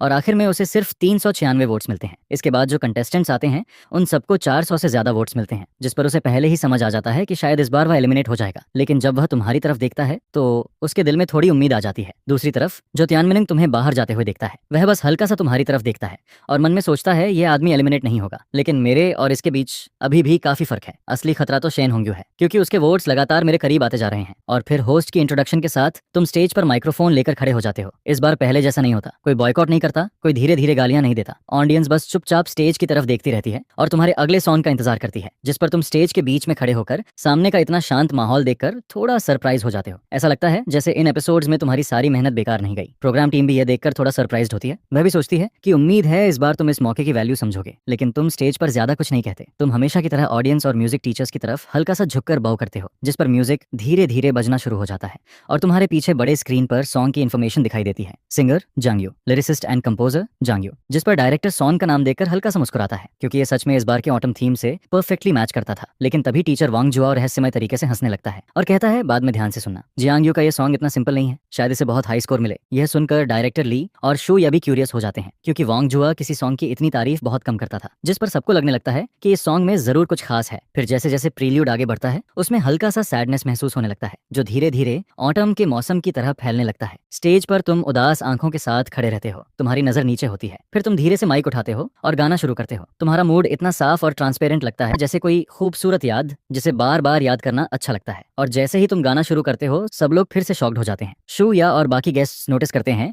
कि तुम्हारी सिंगिंग पहले से ज्यादा स्टेबल हो गई है, चाहे ब्रेथ कंट्रोल हो या वर्ड्स बोलने का तरीका, तुम हर चीज में बहुत इंप्रूव कर चुके थे। जिस पर शेन होंग्यू भी धीरे से सांस छोड़ती है, ये आदमी फिर से और स्ट्रांग हो गया, इसकी सिंगिंग शायद अब प्रोफेशनल लेवल तक पहुंच गई है। और तुम स्टेज के बीच में चुपचाप खड़े रहते हो। तुम्हारी भारी और धीमी आवाज और तुम्हारी वह आंखें जो पुराने दर्द में फंसी हुई लगती हैं, ऐसा महसूस करवाती हैं जैसे तुम अपना दर्द और सैडनेस सबको बता रहे हो। ये देखकर ऑडियंस भी थोड़ा इमोशनल होने लगती है। ये सॉन्ग आखिर किसके लिए लिखा गया है? ऐसा लगता है जैसे यह किसी पुराने प्यार को अलविदा कहने वाला सॉन्ग हो, जिस पर कुछ लोग धीरे से कहते हैं इसे लव सॉन्ग्स लिखना बहुत अच्छे से आता है। आखिर इसकी 3 बड़ी स्टार एक्स गर्लफ्रेंड्स रह चुकी हैं। इस आदमी का इमोशनल एक्सपीरियंस बहुत ज्यादा है और इस समय तुम्हारी सिंगिंग अब भी चलती रहती है। गिरती हुई हवा अब कहीं खो जाती है और मैं एक ऐसा इंसान बन जाता हूँ जिसके कदम बहुत हल्के हैं। गर्म और नरम ऑटम में जितना ज्यादा मौसम खूबसूरत लगता है उतना ही मीठा लगता है, जिस पर खूबसूरत हवा तुम्हारे चेहरे की तरह मेरे पास से गुजरती है और मैं ऐसे प्यार में पड़ जाता हूँ जिसे मैं खुद भी नहीं पहचानता। गिरती हुई हवा जैसे 10 साल गुजर गए हों, लेकिन हम दोनों अब भी एक दूसरे को हवा में देख लेते हैं। मैं तुमसे इतना प्यार करता हूँ कि दुनिया की हर चीज भूल जाता हूँ। जिस पर मेरी आंखों से 2 आंसू गिरते हैं। लोग जमीन पर रेत के ऊपर खड़े रहते हैं, लेकिन मैं सिर्फ इतना चाहता हूँ कि तुम हमेशा मेरे पास रहो। जिस पर सब लोग तुम्हारी सिंगिंग सुनते रहते हैं और कोई भी अपनी नजर तुमसे हटा नहीं पाता। वहाँ का सीन बहुत शांत होता है, सब लोग पूरी तरह उस सॉन्ग में डूब चुके होते हैं, जिस पर कई लोग अपनी आंखें बंद करके तुम्हारी कहानी सुनने लगते हैं। ऑटम, बिछड़ने का मौसम होता है। मैपल लीव्स रोमांटिक लगते हैं, लेकिन तुम आखिर किसे मिस कर रहे हो? सो मुवान को, यांग शू को, या फिर सॉन्ग यूकिंग को? जिस पर सॉन्ग अब दूसरे हिस्से में पहुंच जाता है और तुम्हारी सिंगिंग स्टेज पर लगातार चलती रहती है। सबसे गहरी और दूर की बारिश हवा के साथ बहती हुई दिखाई देती है और मेरे पास सिर्फ 1 घंटी बचती है, जैसे कोई अजीब सा प्यार जो बहुत गहरा हो, जिसकी आवाज अब ठंडी नहीं लगती, जैसे मैंने उस बंद घंटी को पहन लिया हो। मैंने पूरी लाइफ देख ली है और धीरे धीरे गिरती हुई हवा भी किसी लॉन्गिंग की तरह लगती है, जिस पर मैं पानी और रेत वाले इस ऑटम को गर्म करने के लिए कई दिनों तक रोशनी जलाता रहता हूँ। हवा तुम्हारे चेहरे के ऊपर से गुजरती है और मैं अपने प्यार को गिरते हुए पत्तों में बदल देता हूँ, लेकिन फिर भी मैं अपना दिल नहीं बदल पाता और पलक झपकते ही धीरे से गिरती हुई हवा फिर से लॉन्गिंग जैसी लगने लगती है। मैं आखिर क्यों फीलिंग्स और प्यार के बीच फंसा रहता हूँ और तुमसे प्यार करता रहता हूँ, जिस पर तुम पीछे मुड़ती हो। अपनी आंखों से दुख के आंसू मत गिरने दो, प्यार को जमीन पर टूटने मत दो। मैं सिर्फ इतना चाहता हूँ कि तुम मेरे पास रहो, लेकिन तभी तुम्हें अपना फर्स्ट लव याद आ जाता है, जिस पर तुम्हारे दिल के सबसे अंदर से एक सैडनेस बाहर आने लगती है, लेकिन फिर भी तुम ऐसे बिहेव करते हो जैसे कुछ हुआ ही नहीं। तुम गहरी सांस लेते हो और हल्की कांपती हुई आवाज में कहते हो thank you thank you thank you very much. सब कुछ पहले जैसा ही होता है। तुम हमेशा की तरह झुककर बॉ करते हो, जिस पर ऐसा लगता है जैसे तुमने इस बार फिर से अपना पूरा दिल इस सॉन्ग में डाल दिया हो। और इसी समय वहां मौजूद सब लोग जैसे अचानक रियलिटी में वापस आते हैं। वह तुम्हें स्टेप बाय स्टेप स्टेज से नीचे उतरते हुए देखते हैं, जिस पर ऑडियंस को याद आता है कि कुछ समय पहले तक वे तुम्हें कितनी बुरी तरह गालियां दे रहे थे, लेकिन अब उनके दिल में एक अलग ही फीलिंग आने लगती है, शायद थोड़ा गिल्ट, क्योंकि किसी को गालियां देना इस दुनिया का सबसे आसान काम होता है। लेकिन किसी ने कभी सच्चाई जानने की कोशिश की थी? क्या तुम सच में वैसे ही स्कमबैग हो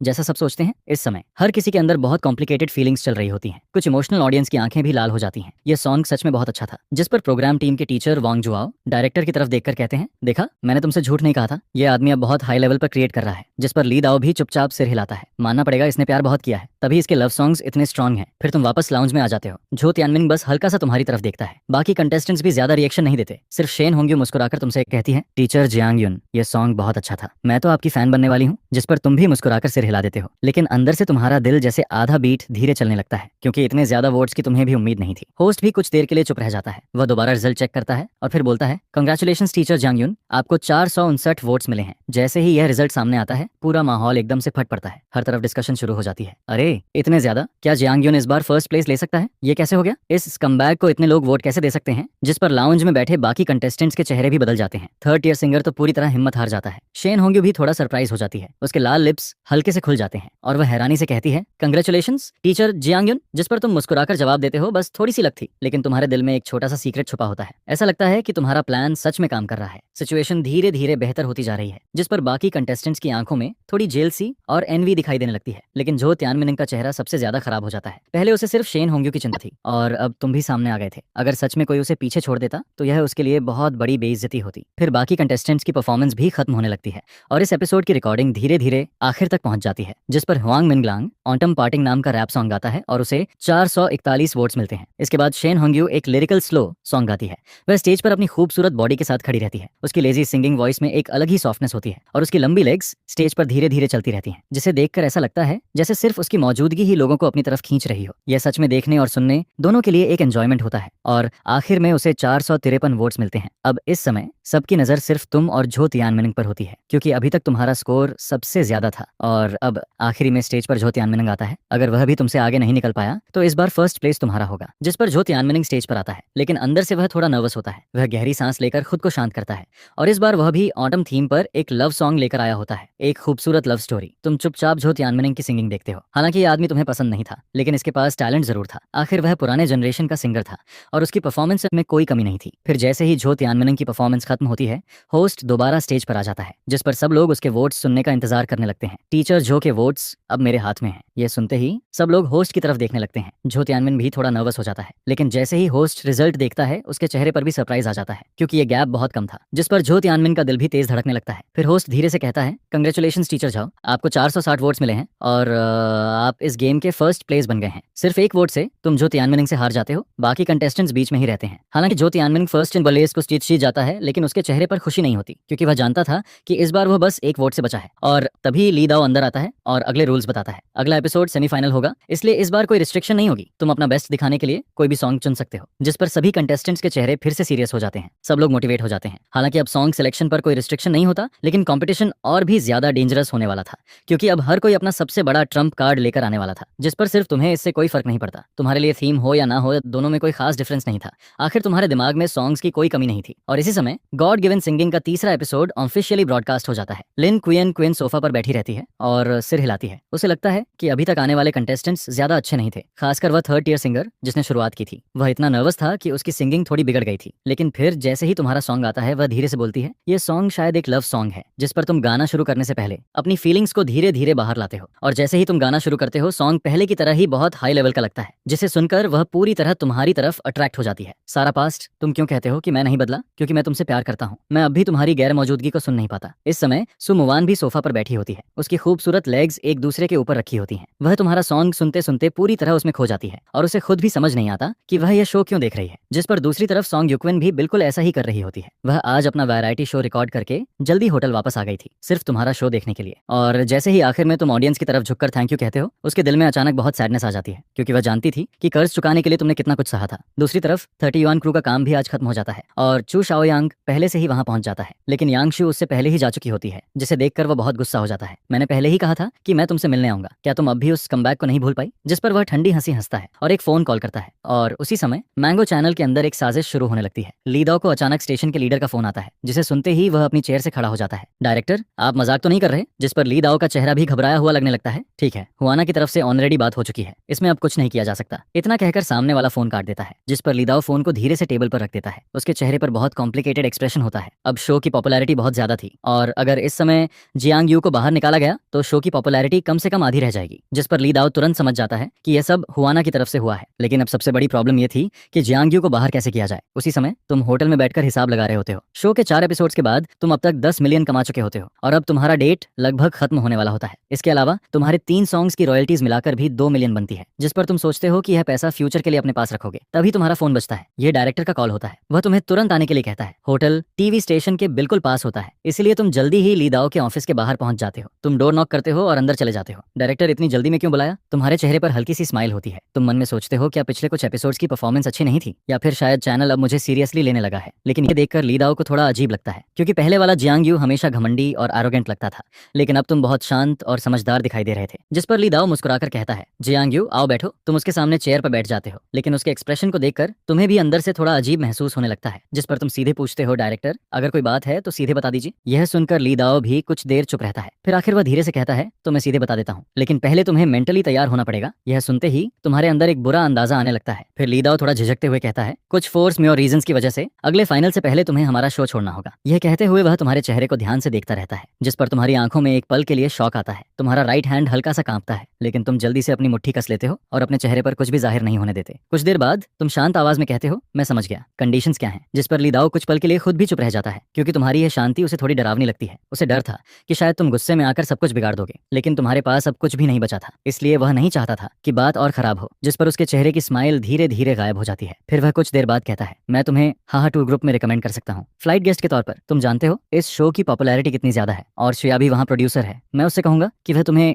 थोड़ा ज्यादा स्क्रीन टाइम दे। हाहा टूर ग्रुप एक बहुत फेमस ट्रैवल वैरायटी शो था। उसकी पॉपुलैरिटी बहुत ज्यादा थी और उसमें आने वाले गेस्ट्स भी बहुत बड़े लोग होते थे। इंडस्ट्री में बहुत सारे लोग उस शो पर आने का मौका चाहते थे, इसीलिए यह कॉम्पेंसेशन बुरा नहीं था। लेकिन तुम तुरंत अग्री नहीं करते। कुछ देर सोचने के बाद तुम धीरे से कहते हो, डायरेक्टर हम दोनों एडल्ट्स हैं, तो सीधी बात करते हैं, मुझे 2 एपिसोड्स के लिए फ्लाइट गेस्ट बना दीजिए। जिस पर ली दाओ पहले तो थोड़ा सरप्राइज हो जाता है, लेकिन तुम्हारे सीरियस चेहरे को देखकर वह कुछ देर बाद मान जाता है। ठीक है, तुमने इस मैटर में बहुत अच्छे से कोऑपरेट किया, मैं ये अरेंज कर दूंगा। इतना कहकर तुम बाहर जाने लगते हो, लेकिन डोर तक पहुंचकर तुम अचानक पीछे मुड़ते हो। डायरेक्टर ये इररेसिस्टिबल रीजन क्या है? तुम जानना चाहते थे कि तुम्हारे खिलाफ पीछे से कौन काम कर रहा है। जिस पर लाई दाओ तुम्हारी तरफ गहराई से देखता है। वह कुछ देर चुप रहता है, फिर धीरे से कहता है, यंग मैन अभी तुम उस लेवल पर भी नहीं हो जहाँ टेबल पर बैठकर बात कर सको। फिर तुम कर भी क्या लोगे? अगर तुम्हें पता भी चल जाए तब भी ज्यादा मत सोचो, बस मेहनत करते रहो। जिस पर तुम हल्का सा भौहें सिकोड़ते हो और बेबस होकर सिर हिला देते हो। ली दाओ की बात सुनने में बुरी लगती है, लेकिन वह गलत नहीं थी। तुम्हारे जाने के बाद डायरेक्टर भी धीरे से सांस छोड़ता है। यह आदमी अब काफी समझदार हो गया है, शायद फ्यूचर में सच में कुछ बड़ा कर दे। इसके बाद होटल वापस आकर तुम बेड पर लेट जाते हो और फिर दोबारा अपना प्लान बनाना शुरू करते हो। गॉड गिवन सॉन्ग के सिर्फ एक और एपिसोड बाकी था। उसके बाद हाहा टूर ग्रुप के 2 एपिसोड्स होंगे और फिर तुम्हारे पास कोई काम नहीं बचेगा। जिस पर तुम हिसाब लगाते हो कि इतना पैसा तुम्हारा डेट पूरा खत्म करने के लिए भी काफी नहीं होगा, इसलिए तुम खुद को बस ऐसे ही समझाते हो। अब जब मैं खुद को रोक ही नहीं रहा तो पहले एक ब्रेस्ट चिकन ऑर्डर कर लेता हूँ ताकि शौक थोड़ा कम हो जाए। यह सोचते ही तुम्हारा मूड थोड़ा बेहतर हो जाता है। खाना खाने के बाद तुम फिर गहरी सोच में डूब जाते हो। इस समय सबसे सीधी चीज यही थी कि तुम कोई नॉवेल ट्राई करो, क्योंकि इस दुनिया में कॉपीराइट को बहुत ज्यादा इंपॉर्टेंस दी जाती थी। यहाँ कॉपी करना लगभग इम्पॉसिबल था, इसीलिए राइटर्स की इनकम भी बहुत ज्यादा होती थी। जिस पर तुम बिना देर किए कंप्यूटर खोलते हो और एक अकाउंट रजिस्टर करते हो। अब सवाल ये था कि कौन सी बुक लिखी जाए। तुम सोचते हो कि तुम्हारी अपनी जिंदगी ही इतनी अजीब रही है, जिस पर तुम सीधे उस बुक का टाइटल टाइप कर देते हो और लिखना शुरू कर देते हो। जैसे ही तुम स्टोरी को याद करते हो तुम्हें पता चलता है कि उसकी हर डिटेल तुम्हारे दिमाग में बिल्कुल साफ है,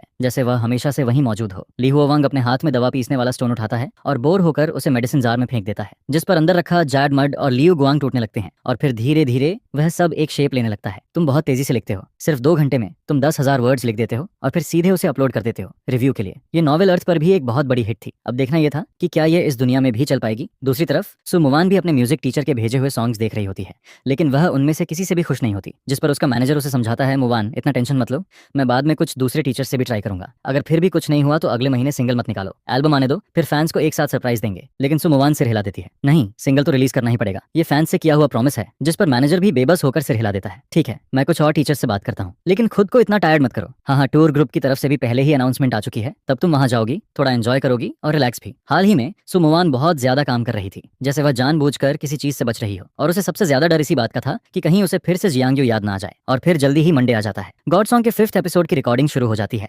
ऑडियंस एक एक करके अंदर आने लगती है, जिस पर लाउंज में लोग और भी कम हो चुके होते हैं। अब वहां सिर्फ 7 लोग बचे होते हैं और तुम अब भी वहीं बैठे रहते हो। एक हाथ में मिल्क होता है और दूसरे हाथ से स्नैक्स खा रहे होते हो। तभी शेन होंग्यो धीरे से डोर खोलकर अंदर आती है।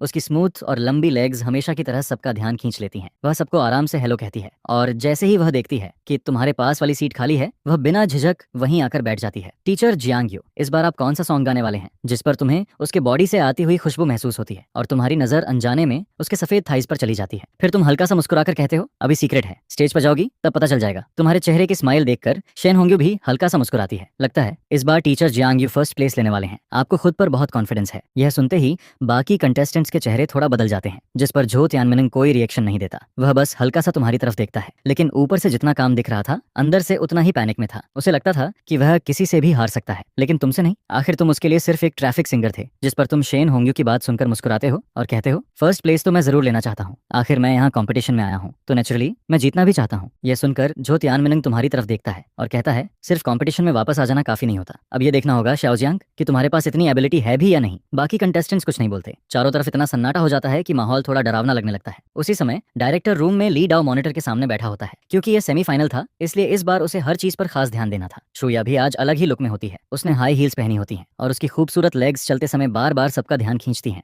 लेकिन उसके चेहरे पर हल्की सी उदासी भी होती है, क्योंकि उसे पहले से पता था कि तुम ये शो छोड़ने वाले हो। वह तुम्हें यहाँ तक आते हुए देख चुकी थी, और सच कहें तो वह चाहती थी कि तुम फाइनल तक पहुंचो। जिस पर टीचर वांग जुआ को भी थोड़ा अफसोस होता है, क्योंकि वह तुम्हारे सॉन्ग्स को सच में बहुत ज्यादा पसंद करता था। फिर सेमीफाइनल की रिकॉर्डिंग ऑफिशियली शुरू हो जाती है। होस्ट स्टेज पर आकर रूल्स बताता है और उसके बाद कंटेस्टेंट्स एक एक करके स्टेज पर परफॉर्म करना शुरू करते हैं। जिस पर ली दाओ वांग जुआओ की तरफ देखकर पूछता है, आपको क्या लगता है इस बार ये कौन सा सॉन्ग गाएगा? यह सुनकर शू या भी क्यूरियस होकर उसकी तरफ देखने लगती है, लेकिन वांग जुआ बस रहस्यमय तरीके से मुस्कुराता है और कहता है, अभी के लिए सीक्रेट रहने दो, बाद में पता चल जाएगा। मैं सिर्फ इतना कह सकता हूँ कि यह आदमी अब सॉन्ग्स लिखने में सच में बहुत स्ट्रांग हो गया है। इसका दोबारा ऊपर आना बिल्कुल इम्पॉसिबल नहीं है। यह सुनकर ली दाओ और शुए या दोनों और भी ज्यादा क्यूरियस हो जाते हैं, क्योंकि इस सेमीफाइनल में कोई भी थीम रिस्ट्रिक्शन नहीं थी, इसलिए हर कंटेस्टेंट ने बहुत अच्छा परफॉर्म किया। जिस पर सबसे कम वोट्स भी 415 होते हैं, सबसे ज्यादा 448 वोट्स मिले थे। जिस पर कंपटीशन काफी ज्यादा तगड़ा था। जैसे जैसे टाइम आगे बढ़ता है, गेम धीरे धीरे सेकंड हाफ में पहुंचता है और फिर वांग जियावे और हुआंग मिंगलियांग के आते ही पूरे सीन का एटमॉस्फेयर सीधे क्लाइमेक्स पर पहुंच जाता है। वांग जियावे को 450 वोट्स मिलते हैं, जिस पर हुआंग मिंगलियांग को 453 वोट्स मिलते हैं।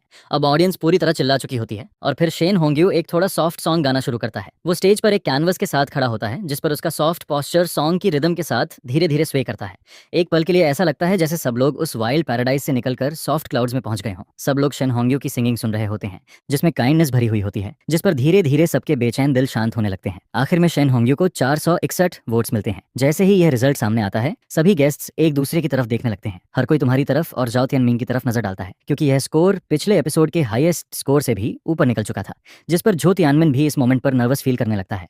उसके मन में यही चलता है कि अगर वो शेन होंग्यू से हार भी जाए, तब भी वो तुमसे कभी नहीं हार सकता। उधर ऑडियंस भी लगातार इसी बारे में बात कर रही होती है। इसी बीच तुम बैक स्टेज में खड़े होते हो और फिर जैसे ही होस्ट तुम्हारा नाम लेता है, तुम पिक्चर ट्यूब उठाते हो और धीरे धीरे स्टेज पर चलकर आते हो। जिस पर पूरा सीन अचानक से बहुत शांत हो जाता है। वहां ना कोई रोमांस बचता है, ना कोई रेजिस्टेंस, सिर्फ उम्मीद भरी नजरें होती हैं। तुम हल्का सा झुकते हो और बॉ करते हो, जिस पर म्यूजिक धीरे धीरे बजना शुरू होता है। फिर बड़े स्क्रीन पर सॉन्ग की इन्फॉर्मेशन दिखाई देती है। उसमें जैसे कोई मैजिक होता है जो सबके मूड को शांत कर देता है। सभी लोग सॉन्ग का नाम देखते हैं, जिसमें हल्का सा सैडनेस का एहसास छिपा होता है। The sunset is infinitely good but it is a quite dusk. तुम स्टेज पर चुपचाप खड़े रहते हो और अपने इमोशंस को अंदर ही अंदर तैयार करते हो। फिर जैसे ही प्रेल्यूड खत्म होता है, तुम ट्यूब को उठाते हो और गाना शुरू करते हो। तुम्हारी आवाज पहले जैसी ही रहती है, वही लो और थोड़ी हॉर्स फीलिंग वाली वॉइस जो फिर से सबके कानों में उतरने लगती है। सैड लिरिक्स और मेलोडी के साथ उस मोमेंट पर ऐसा लगता है जैसे सब लोग सनसेट का वो दृश्य अपनी आंखों के सामने देख रहे हो। सिर्फ 10 मिनट का सनसेट जो बहुत खूबसूरत होता है, लेकिन ज्यादा देर नहीं टिकता। जैसे कोई इंसान अकेले रोड पर ड्राइव कर रहा हो, रात धीरे धीरे पास आ रही हो और एक सॉन्ग भी पूरा ना हो पा रहा हो। आंखों के सामने अंधेरा बना रहता है और फीलिंग्स की दुनिया लैंप की रोशनी में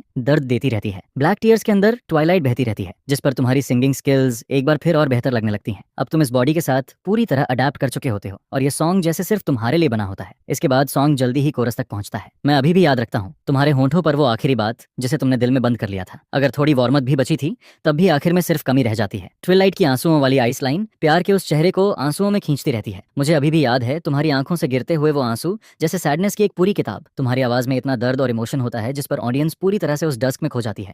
ऐसा लगता है जैसे सब लोग किसी वंडरलैंड में पहुंच गए हों। श्रेया भी तुम्हारी सिंगिंग सुन रही होती है और तुम्हें लगातार देखती रहती है। उसके मन में यही आता है कि तुम्हारे रीसेंट लव सॉन्ग्स शायद तुम्हारे अपने मूड को दिखा रहे हैं। वो सोचती है कि यह आदमी थोड़ा मुश्किल जरूर है, लेकिन फीलिंग्स के मामले में बहुत ज्यादा सीरियस लगता है। नहीं तो कोई इतनी दिल तोड़ देने वाली सॉन्ग कैसे लिख सकता है। उधर लाउंज में बाकी कंटेस्टेंट्स भी तुम्हारी परफॉर्मेंस को देख रहे होते हैं। उनके चेहरे थोड़े हैवी हो जाते हैं। वो सब प्रोफेशनल सिंगर्स हैं, इसलिए उन्हें साफ पता चल रहा होता है कि कौन अच्छा है और कौन नहीं। जिस पर सबकी नजर धीरे से झो टियानिंग की तरफ जाने लगती है, जिसका चेहरा पूरी तरह ठंडा पड़ा होता है। लेकिन अंदर ही अंदर झो टियानिंग भी थोड़ा घबरा जाता है। उसके मन में बस यही चलता है कि इस आदमी की सिंगिंग स्किल्स आखिर इतनी ज्यादा कैसे इंप्रूव हो गई। धीरे धीरे सॉन्ग अपने एंड तक पहुंचता है। तुम स्टेज पर हल्का सा झुकते हो और पीछे की तरफ हटते हो, लेकिन पूरा सीन अभी भी शांत रहता है। ऑडियंस अभी भी उस कहानी में डूबी हुई होती है। फिर कुछ सेकंड्स बाद सबको होश आता है, जिस पर अचानक से पूरे हॉल में जोरदार तालियां गूंजने लगती हैं। ट्विलाइट इतना खूबसूरत सॉन्ग है कि बिना किसी रियल प्यार को महसूस किए कोई ऐसा सॉन्ग लिख ही नहीं सकता। टीचर वांग जुआ पूरे सीन को देखकर एक्साइटेड होकर बोलता है, ऑडियंस का रिएक्शन देखो, मुझे नहीं लगता इसके वोट वोट्स कम होंगे, जिसके जवाब में डायरेक्टर ली भी वही फील करता है। आखिर ये सेमीफाइनल्स है और शो में तुम्हारा आखिरी स्टेज भी। अब सवाल यही है कि क्या तुम फर्स्ट प्लेस जीत पाओगे। अगर तुम फर्स्ट प्लेस जीत लेते हो तो ये शो के लिए भी बहुत बड़ी बात होगी। इसी बीच वोटिंग चैनल बंद हो चुका होता है। फिर होस्ट स्टेज पर आता है और मुस्कुराते हुए कहता है, अब मैं अनाउंस करूंगा कि इस एपिसोड में टीचर जियांग यू को कितने वोट्स मिले हैं, जिस पर सबकी नजर उसी पर टिक जाती है। यहाँ तक कि साइड में बैक स्टेज पर खड़ा झो तियानिंग भी उसी को घूर रहा होता है। वो मन ही मन गुस्सा कर रहा होता है, बस वोट्स ज्यादा ना हो। फिर होस्ट तुम्हारे वोट्स देखता है, जिस पर उसकी खुद की सांसें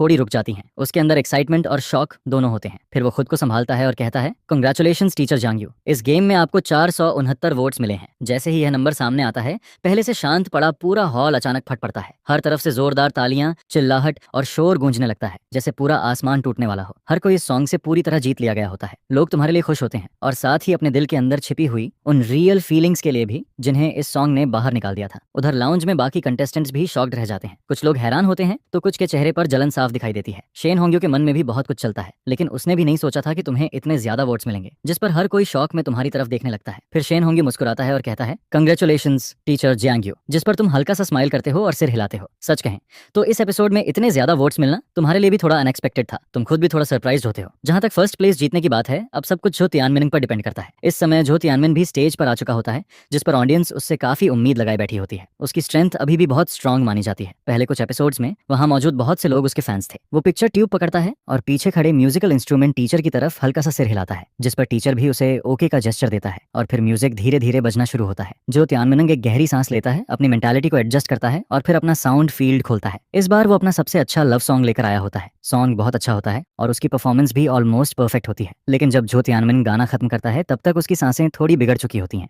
परफॉर्मेंस के एंड तक उसकी टेंशन काफी कम हो जाती है।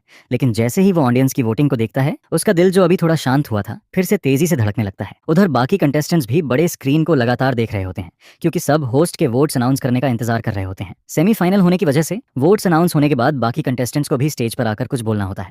इसी वजह से ऑडियंस की वोटिंग अभी भी चल रही होती है। इस समय हर कोई चुपचाप फाइनल वोट्स का इंतजार कर रहा होता है। शोया धीरे से पूछती है, तुम्हें लगता है लाओ झाओ ये एपिसोड जीत पाएगा? जिस पर थोड़ी देर चुप रहने के बाद वो खुद ही सिर हिलाती है, थोड़ा मुश्किल है, इस बार वोट्स बहुत ज्यादा हैं। जिसके जवाब में ली दाओ भी सिर हिलाता है। झो तियानमिन के लिए फर्स्ट प्लेस को कंटिन्यू रखना अब बहुत मुश्किल हो चुका था। फिर वोटिंग खत्म हो जाती है और होस्ट पहले थोड़ा सस्पेंस बनाता है। वो कहता है, तो आखिर मिस्टर झाओ को कितने वोट्स मिले हैं? जिस पर एक बार फिर सबकी नजर उसी पर टिक जाती है। जो तियानमिन उसके बगल में खड़ा होता है और उसका हार्ट बीट पहले से काफी तेज हो चुका होता है। होस्ट फाइनल रिजल्ट देखता है और कुछ सेकंड्स तक चुप रहता है। फिर वो बोलता है, आइए कंग्रेचुलेट करते हैं मिस्टर जो तियानमिन को, जिन्हें इस गेम में 459 वोट्स मिले हैं। यह सुनते ही हर कोई पूरी तरह स्टंड रह जाता है। यहाँ तक कि झो तियानमिन के चेहरे पर भी भरोसा न करने वाला एक्सप्रेशन आ जाता है। उसे यकीन ही नहीं होता, ये कैसे हो सकता है।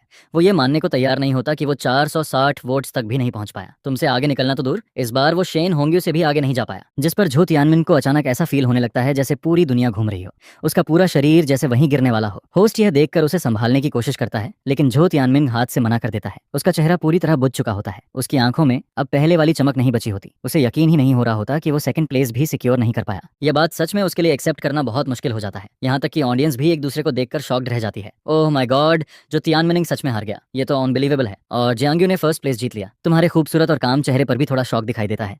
तुम्हारी आंखों में हल्के आंसू आने लगते हैं। तुमने सच में कर दिखाया था। तुमने सेमीफाइनल्स में फर्स्ट प्लेस जीत लिया था। उधर लाउंज में हुआंग मिनगलांग अभी तक ये समझ नहीं पा रहा होता। उसके मन में बस यही चल रहा होता है कि पहले तुम्हारी सिंगिंग स्किल्स इतनी खराब थी, फिर अब तुम अचानक इतने स्ट्रांग कैसे बन गए। इसी बीच स्टाफ सबको स्टेज पर वापस लेकर आता है ताकि स्मॉल डिपार्चर गिफ्ट दिया जा सके। होस्ट बीच में खड़ा होता है और तुम और झो तियानमिन उसके दोनों तरफ खड़े होते हो। लेकिन अब झो तियानमिन के चेहरे पर पहले वाली क्यूरियोसिटी नहीं बची होती। उसका एक्सप्रेशन थोड़ा ट्रांस जैसा लग रहा होता है। वो तुम्हारी तरफ देखता है, लेकिन उसकी आंखें थोड़ी खाली और कंफ्यूज्ड लगती हैं। फिर होस्ट बोलता है, ऑडियंस के सपोर्ट के लिए हमने आपके लिए एक छोटा सा गिफ्ट तैयार किया है। अब सबसे पहले हम first place teacher Jiang you से बात करेंगे। असल में होस्ट पहले से जानता होता है कि तुम शो छोड़ने वाले हो, इसलिए अब यह एक तरह का सीक्रेट प्रोसेस होता है ताकि तुम खुद अपनी विड्रॉल की बात कहो और उसका असर शो पर कम से कम पड़े। तुम भी समझ जाते हो कि अब जाने की बात करने का टाइम आ चुका है। शेन होंग्यो भी तुम्हारी अगली बात सुनने का इंतजार कर रहा होता है। धीरे धीरे ऑडियंस शांत होने लगती है। तुम माइक्रोफोन उठाते हो और हल्का सा मुंह खोलकर बोलना शुरू करते हो। आप सबके सपोर्ट के लिए बहुत बहुत थैंक यू। आज सेमीफाइनल्स में फर्स्ट प्लेस जीतकर मुझे बहुत खुशी हो रही है। इसके बाद तुम सबसे पहले काफी देर तक सबका धन्यवाद करते हो। फिर आखिर में तुम कहते हो, लेकिन मैं आप सबसे एक बात कहना चाहता हूँ। पर्सनल हेल्थ और वर्क रीजंस की वजह से मैंने डिसाइड किया है कि मैं अगले कंपटीशन से विथड्रॉ कर रहा हूँ। इस सफर में साथ देने के लिए आप सभी का बहुत बहुत थैंक यू। पहाड़ और नदियां फिर मिलेंगी, हम फ्यूचर में दोबारा जरूर मिलेंगे। ये कहने के बाद तुम एक बार फिर झुकते हो। फिर माइक्रोफोन होस्ट को वापस दे देते हो, जिस पर स्टेज की लाइट अभी भी चमक रही होती है, लेकिन तुम धीरे धीरे मुड़कर स्टेज से नीचे उतरने लगते हो। यह देखकर वहां मौजूद प्रोग्राम टीम को छोड़कर बाकी हर इंसान पूरी तरह शॉक्ड रह जाता है। इसका मतलब क्या है? जियांग यू ने अभी अभी विड्रॉल अनाउंस कर दिया। वो फर्स्ट प्लेस जीतने के बाद अचानक क्यों चला गया? हर किसी के मन में बस यही सवाल चल रहा होता है, जिस पर ऑडियंस एकदम से फट पड़ती है। पूरा सीन शोर से भर जाता है। शेन होंगी तुम्हें जाते हुए देख रहा होता है। तुम्हारी जाती हुई फिगर उसकी आंखों के सामने बार बार आ रही होती है। वो समझ ही नहीं पा रहा होता कि आखिर यह सब हुआ क्या है। उधर बाकी प्लेयर्स के मन में भी अलग अलग थॉट्स होते हैं। कुछ लोग शॉक्ड होते हैं, कुछ को डाउट होता है, लेकिन उनमें से ज्यादातर लोग अंदर ही अंदर राहत की सांस ले रहे होते हैं। तुम चले गए थे, इसका मतलब कंपटीशन का प्रेशर भी बहुत कम हो गया था। लेकिन इसी समय जो तियानमिन का चेहरा और भी ज्यादा खराब हो जाता है। उसकी आंखों में थोड़ा गुस्सा और अजीब सा एक्सप्रेशन आने लगता है, क्योंकि तुम्हारे सीधे विड्रॉ कर देने का मतलब था कि जो तियानमिन को तुमसे रिवेंज लेने का मौका भी नहीं मिला। उसके मन में बस यही आता है, तुम तो बिल्कुल मार्शल आर्ट्स की तरह फेयर खेलते ही नहीं हो। जिस पर स्टेज पर होस्ट जल्दी से पूरा माहौल संभालता है और कुछ ऑफिशियल सी बातें बोलना शुरू करता है। फिर सेमीफाइनल्स जल्दी जल्दी खत्म कर दिए जाते हैं। अगले दिन शुया के ऑफिस में तुम सोफा पर बैठे होते हो। तुम्हारे हाथ में ग्रुप के साथ कॉन्ट्रैक्ट होता है। कुल मिलाकर 2 एपिसोड्स होते हैं और उसके लिए सिर्फ 1.17 मिलियन मिलने वाले होते हैं। तुम पहले और ज्यादा अमाउंट के लिए लड़ना चाहते थे, लेकिन शुया ने मना कर दिया, क्योंकि यह शो सच में बहुत ज्यादा पॉपुलर था। इस शो पर किसी भी तरह का प्रेशर नहीं था। प्रोग्राम का लेटेस्ट एपिसोड अगले हफ्ते आने वाला था और उस समय तुम्हें बस सीधे वहां पहुंचना था। शुया सामने बैठी होती है और तुम्हारी तरफ देखकर धीरे से बोलती है। तुम कॉन्ट्रैक्ट पढ़ते हो और उसमें कोई प्रॉब्लम नहीं होती। जिस पर शिव या अपना सिग्नेचर करती है। उसकी सॉफ्ट छोटी सी उंगलियां थोड़ी ठंडी लगती हैं और बहुत सॉफ्ट भी। कॉन्ट्रैक्ट की 2 कॉपीज साइन होती हैं। साइन करने के बाद एक कॉपी तुम अपने पास रख लेते हो और दूसरी प्रोग्राम टीम को दे दी जाती है। जब तुम जाने लगते हो तब तुम अपना राइट हैंड आगे बढ़ाते हो और स्माइल करते हुए कहते हो, थैंक यू शो प्रोड्यूसर, आगे भी मेरा ध्यान रखना। जिस पर शो या एक पल के लिए रुकती है। वो थोड़ी हेजिटेट करती है और फिर आखिर में अपना हाथ बढ़ाकर तुमसे शेक कर लेती है। इसके बाद जल्दी ही फ्राइडे आ जाता है। गॉड सिंगिंग का 4th एपिसोड ब्रॉडकास्ट होता है। सुबह सुबह कॉलर पहले से सोफा पर बैठकर उसका इंतजार कर रहा होता है। पहले 3 एपिसोड्स में तुम्हारे सॉन्ग्स बहुत अच्छे थे, जिस पर वो पहले ही तुम्हारा फैन बन चुका होता है। इस बार का थीम ऑटम होता है। जैसे ही सॉन्ग शुरू होता है और स्पार्स एंड रेड की पहली लाइन सामने आती है, कॉलर की आंखें अचानक चमक उठती हैं। वो स्क्रीन पर तुम्हें स्टेज पर देख रहा होता है और तुम्हारी आंखों में भरे इमोशन को देखकर थोड़ी देर के लिए खो जाता है। तुम्हारे माथे पर गिरती हवा भी किसी पोएट्री की तरह लगती है। कुछ लाइट्स और मून की रोशनी के साथ ऑटम को महसूस कराया जाता है। हवा और बारिश से गुजर चुके चेहरे प्यार को फॉलन लीव्स में बदल देते हैं और वो जिद्दी चेहरा जिसे कोई रिंग भी रोक नहीं पाती अब पहचान में नहीं आता। यह तो बहुत ज्यादा अच्छा है। जिस पर कॉलर की आंखें थोड़ी नम होने लगती हैं। उसकी आंखों की चमक और भी बढ़ती जाती है। उधर बैरिया में भी लोग लगातार कमेंट्स कर रहे होते हैं, यह एक ओरिजिनल न्यू सॉन्ग है, इतना अच्छा है। जियांग ने यह सॉन्ग आखिर किसके लिए लिखा है? मुझे अचानक जियांग के लिए बहुत बुरा लग रहा है। इसी समय दूसरी तरफ सुमुवान भी तुम्हारा वीडियो देखकर खत्म करती है। उसे बिल्कुल उम्मीद नहीं थी कि तुम्हारी क्रिएटिव एबिलिटी इतनी अच्छी होगी। उसका नया एल्बम काफी समय से किसी सूटेबल सॉन्ग का इंतजार कर रहा होता है, जिस पर अचानक उसके मन में एक आइडिया आता है। क्या उसे जियांग को ट्राई करना चाहिए? लेकिन जैसे ही उसे यांग शू के साथ तुम्हारा बेट्रियल याद आता है, वो तुरंत इस आइडिया को रिजेक्ट कर देती है। वो मन ही मन सोचती है, इतने सारे लव सॉन्ग्स लिखता है, कितना हाइपोक्रिटिकल है। इसी बीच एक हाई एंड कम्युनिटी में सॉन्ग यूक्विंग छुपकर गॉड सिंगिंग देख रही होती है। जब वो देखती है कि तुम्हें इतने ज्यादा वोट्स मिले हैं, तब वो भी एक्साइटेड हो जाती है। उसके मन में बस यही चलता है,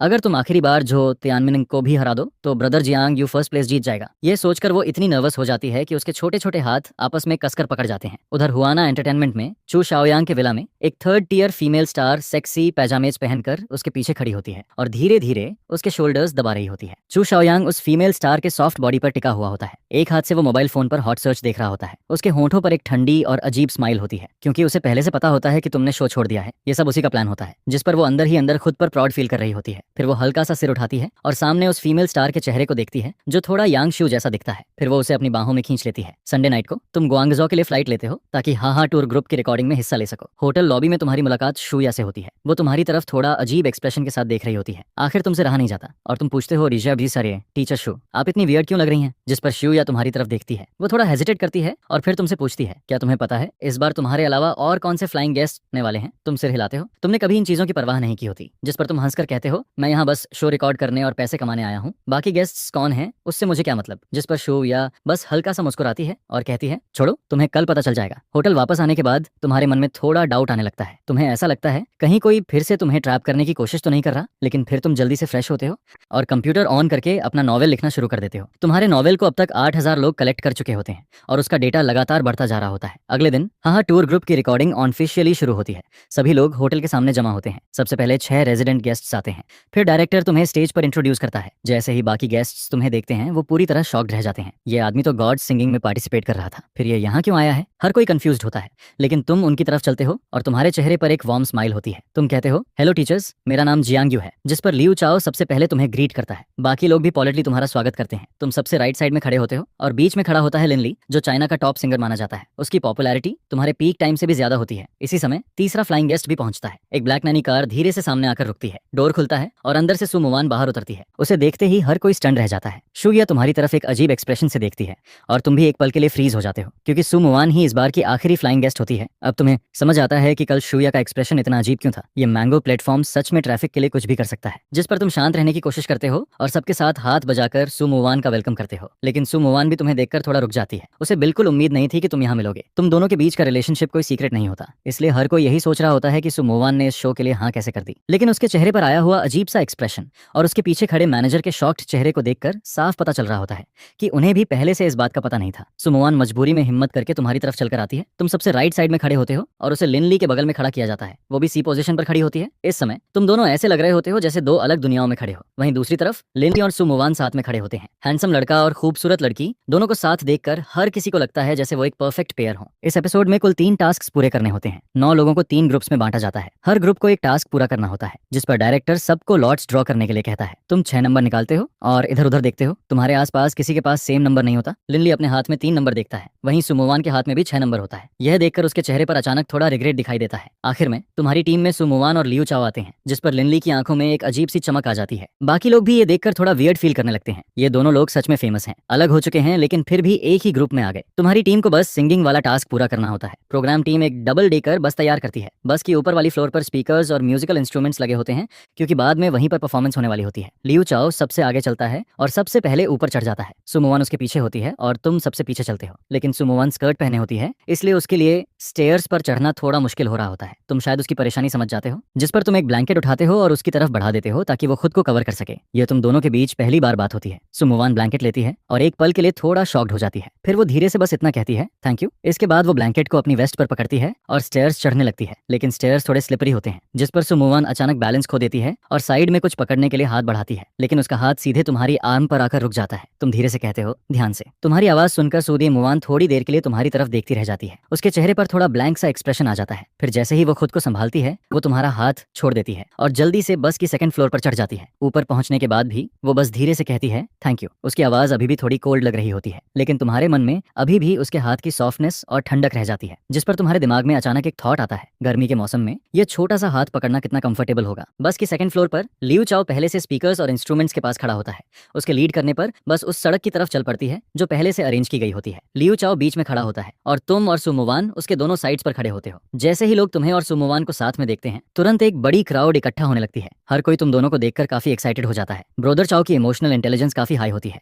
वो लोगों से बात करते हुए, मजाक करते हुए माहौल को बहुत हल्का बना देता है, जिस पर ऑडियंस हंसने लगती है। धीरे धीरे वहां और भी पासस बाय आने लगते हैं। तुम सिर उठाकर आसमान की तरफ देखते हो। सब कुछ किसी पुराने सीन जैसा लग रहा होता है। इसके बाद सु मुवान 2 सॉन्ग्स गाती है। मानना पड़ेगा, हेवनली क्वीन होने के नाते उसकी सिंगिंग सच में बहुत खूबसूरत होती है। फिर तुम भी एक सॉन्ग गाते हो, लेकिन उसके कुछ देर बाद आसमान धीरे धीरे डार्क होने लगता है और हल्की बारिश शुरू हो जाती है, जिस पर बस परफॉर्मेंस को जल्दी खत्म करना पड़ता है। ब्रोदर चाओ पैसे गिनता है और कुल मिलाकर 1000 निकलते हैं। वो हंसते हुए कहता है, लगता है आज हम लोग अच्छा एंजॉय कर सकते हैं। उधर लिनली यह देखकर राहत की सांस लेता है कि तुम्हारे और सु मुवान के बीच कोई बात नहीं हुई। खाने से पहले सब लोग काफी फन एक्टिविटीज करते हैं। फिर लंच खत्म होने के बाद दोपहर में पैसे खर्च करके एंजॉय करने का टाइम आता है। लियू चाओ और सु मुवान डिसाइड करते हैं कि शॉपिंग करने चलते हैं। तुम्हें भी इसमें कोई प्रॉब्लम नहीं होती, लेकिन प्रॉब्लम यह होती है कि प्रोग्राम टीम ने कोई व्हीकल नहीं दिया होता, इसलिए सबको इलेक्ट्रिक स्कूटर पर जाना पड़ता है। बारिश के बाद का मौसम काफी कूल होता है, जिस पर ब्रदर चाओ काफी एक्साइटेड हो जाता है, लेकिन सु मुवान थोड़ा ऑकवर्ड फील कर रही होती है। वो इलेक्ट्रिक स्कूटर के पास खड़ी होती है और उसे समझ नहीं आता कि क्या करे। फिर वो थोड़ी शर्माते हुए कहती है, मुझे इलेक्ट्रिक स्कूटर चलानी नहीं आती, जिस पर लियू चाओ हंसते हुए कहता है, कोई बात नहीं, हम तुम्हें पीछे बैठा लेंगे। जियांग यू को तो चलानी आती होगी। तुम सिर हिलाते हो और सु मुवान की तरफ देखते हो। तुम्हें अपनी मेमोरी से पहले से पता होता है कि उसे स्कूटर चलानी नहीं आती, जिस पर तुम साइड में रखा पिंक हेलमेट उठाते हो और सॉफ्ट आवाज में कहते हो, देख लो तुम किसकी स्कूटर पर बैठना चाहती हो। उधर बाकी गेस्ट्स भी ये सीन देख रहे होते हैं। लिनली और उसकी टीम जाने ही वाली होती है, लेकिन ये देखकर वो भी रुक जाते हैं। लिनली को लगता है कि उसका चांस आ गया है, जिस पर वो आगे बढ़ता है और सु मुवान से पूछता है, क्या तुम हमारे साथ बीच चलना चाहोगी। डायरेक्टर यह सीन देखकर काफी एक्साइटेड हो जाता है। उसकी आंखें चमक उठती हैं और वो तुरंत कैमरामैन से कहता है कि सु मुवान का क्लोजअप शॉट लो। अब सबके मन में सिर्फ एक ही सवाल होता है, सु मुवान तुम्हें चुनेगी या लिनली को। जो वेंकियन भी लगातार सु मुवान को देख रही होती है। उसे यह लड़की खास पसंद नहीं होती। वो नहीं चाहती कि सु मुवान तुम्हारे साथ रहे, लेकिन वो ये भी नहीं चाहती कि उसका लिनलई के साथ कोई कनेक्शन बने, क्योंकि उसे पहले से पता होता है कि लिनलई की प्राइवेटली कई गर्लफ्रेंड गर्लफ्रेंड्स हैं, बस अभी तक यह बात बाहर नहीं आई। सुमुवान वहीं खड़ी रहती है, हवा उसके बालों को उड़ा रही होती है और वो बहुत खूबसूरत लग रही होती है। उसे अच्छे से पता होता है कि लिन लई क्या सोच रहा है, लेकिन जब वो तुम्हारी तरफ देखती है तब उसे और गुस्सा आता है, क्योंकि तुम बिल्कुल काम खड़े होते हो। तुम्हारे चेहरे पर कोई फर्क नहीं होता, जैसे तुम्हें इससे कोई मतलब ही ना हो कि वो किसके साथ जाएगी। जिस पर सुमुवान के दिल में अचानक बहुत बुरा फील होने लगता है। वो मन ही मन सोचती है, जब हम साथ थे तब तुम हर समय मेरे पीछे रहते थे, और अब ब्रेकअप के बाद तुम्हें बिल्कुल फर्क नहीं पड़ता। अगर तुम्हें फर्क नहीं पड़ता तो ठीक है, मैं वही करूंगी जो तुम्हें सबसे ज्यादा परेशान करे। जिस पर सुमुवान लिन ली का इन्विटेशन मना कर देती है। वो पिंक हेलमेट पहनती है और सीधे तुम्हारी इलेक्ट्रिक स्कूटर के पास आकर खड़ी हो जाती है। यह देखकर हर कोई थोड़ा शॉक्ड रह जाता है। किसी ने नहीं सोचा था कि सुमुवान तुम्हारी स्कूटर चुनेगी। लिन ली का चेहरा तुरंत ऑकवर्ड हो जाता है, उसकी आंखों में हल्का सा गुस्सा भी दिखाई देने लगता है। वहीं तुम भी थोड़ा सरप्राइज्ड होकर उसकी तरफ देखते हो। फिर तुम्हारे होंठों पर हल्की सी स्माइल आ जाती है। फिर तुम उसे धीरे से कहते हो, थोड़ा मुझे पकड़ लो, ध्यान से, गिर मत जाना। लेकिन सुमुवान तुम्हारी बात इग्नोर कर देती है। तुम यह देखकर हल्का सा स्माइल करते हो और इलेक्ट्रिक स्कूटर आगे बढ़ा देते हो, जिस पर इनर्शिया की वजह से सुमुवान अचानक आगे की तरफ झुक जाती है और सीधे तुम्हारी पीठ से टकरा जाती है। डर की वजह से वो तुरंत तुम्हारे कपड़े पकड़ लेती है। तुम्हें अपनी पीठ पर उसकी सॉफ्टनेस साफ महसूस होती है और उसकी खुशबू भी तुम्हारी नाक तक आने लगती है। तुम हंसते हुए कहते हो उसे, देखा मैंने कहा था ना पकड़ लो, लेकिन तुमने मेरी बात नहीं मानी। जिस पर सुमुवान के कान हल्के लाल हो जाते हैं। उसके दोनों छोटे हाथ अभी भी तुम्हारे कपड़े पकड़े होते हैं, लेकिन वो वैसे तुम्हें पकड़ती नहीं है जैसे तुमने कहा था। बारिश के बाद ग्वांगजू का मौसम ज्यादा गर्म नहीं होता, हल्की ठंडी हवा चल रही होती है और पूरा माहौल काफी कंफर्टेबल लग रहा होता है। सुमुवान बहुत कम बाहर ऐसे शॉपिंग करने निकली होती है। आसपास की बिल्डिंग्स भी काफी खूबसूरत होती हैं, जिस पर वो अपना मोबाइल निकालती है और इधर उधर की फोटोज लेने लगती है। फिर वो अचानक एक छोटे बच्चे की तरफ देखकर हंसते हुए कहती है, देखो वो बाइक चला रहा है। तुम रियर व्यू मिरर से उसका खूबसूरत चेहरा देखते हो और एक पल के लिए थोड़े इमोशनल हो जाते हो। ये एक्स गर्लफ्रेंड सच में बहुत खूबसूरत है। फिर ओरिजिनल ओनर ने आखिर इससे ब्रेकअप क्यों किया था। इसी बीच सामने रेड लाइट आ जाती है, जिस पर तुम जल्दी से ब्रेक लगा देते हो, लेकिन सुमुवान ध्यान नहीं दे रही होती और वो एक बार फिर सीधे तुम्हारी पीठ से टकरा जाती है। उसका फोन भी लगभग हाथ से गिरने वाला होता है। तुम पीछे का एहसास महसूस करते हो और मुड़कर उसकी तरफ देखते हो। तुम्हारी नजर उसकी थोड़ी नाराज आंखों से मिलती है, जिस पर तुम मासूम चेहरा बनाकर कहते हो, वे सॉरी,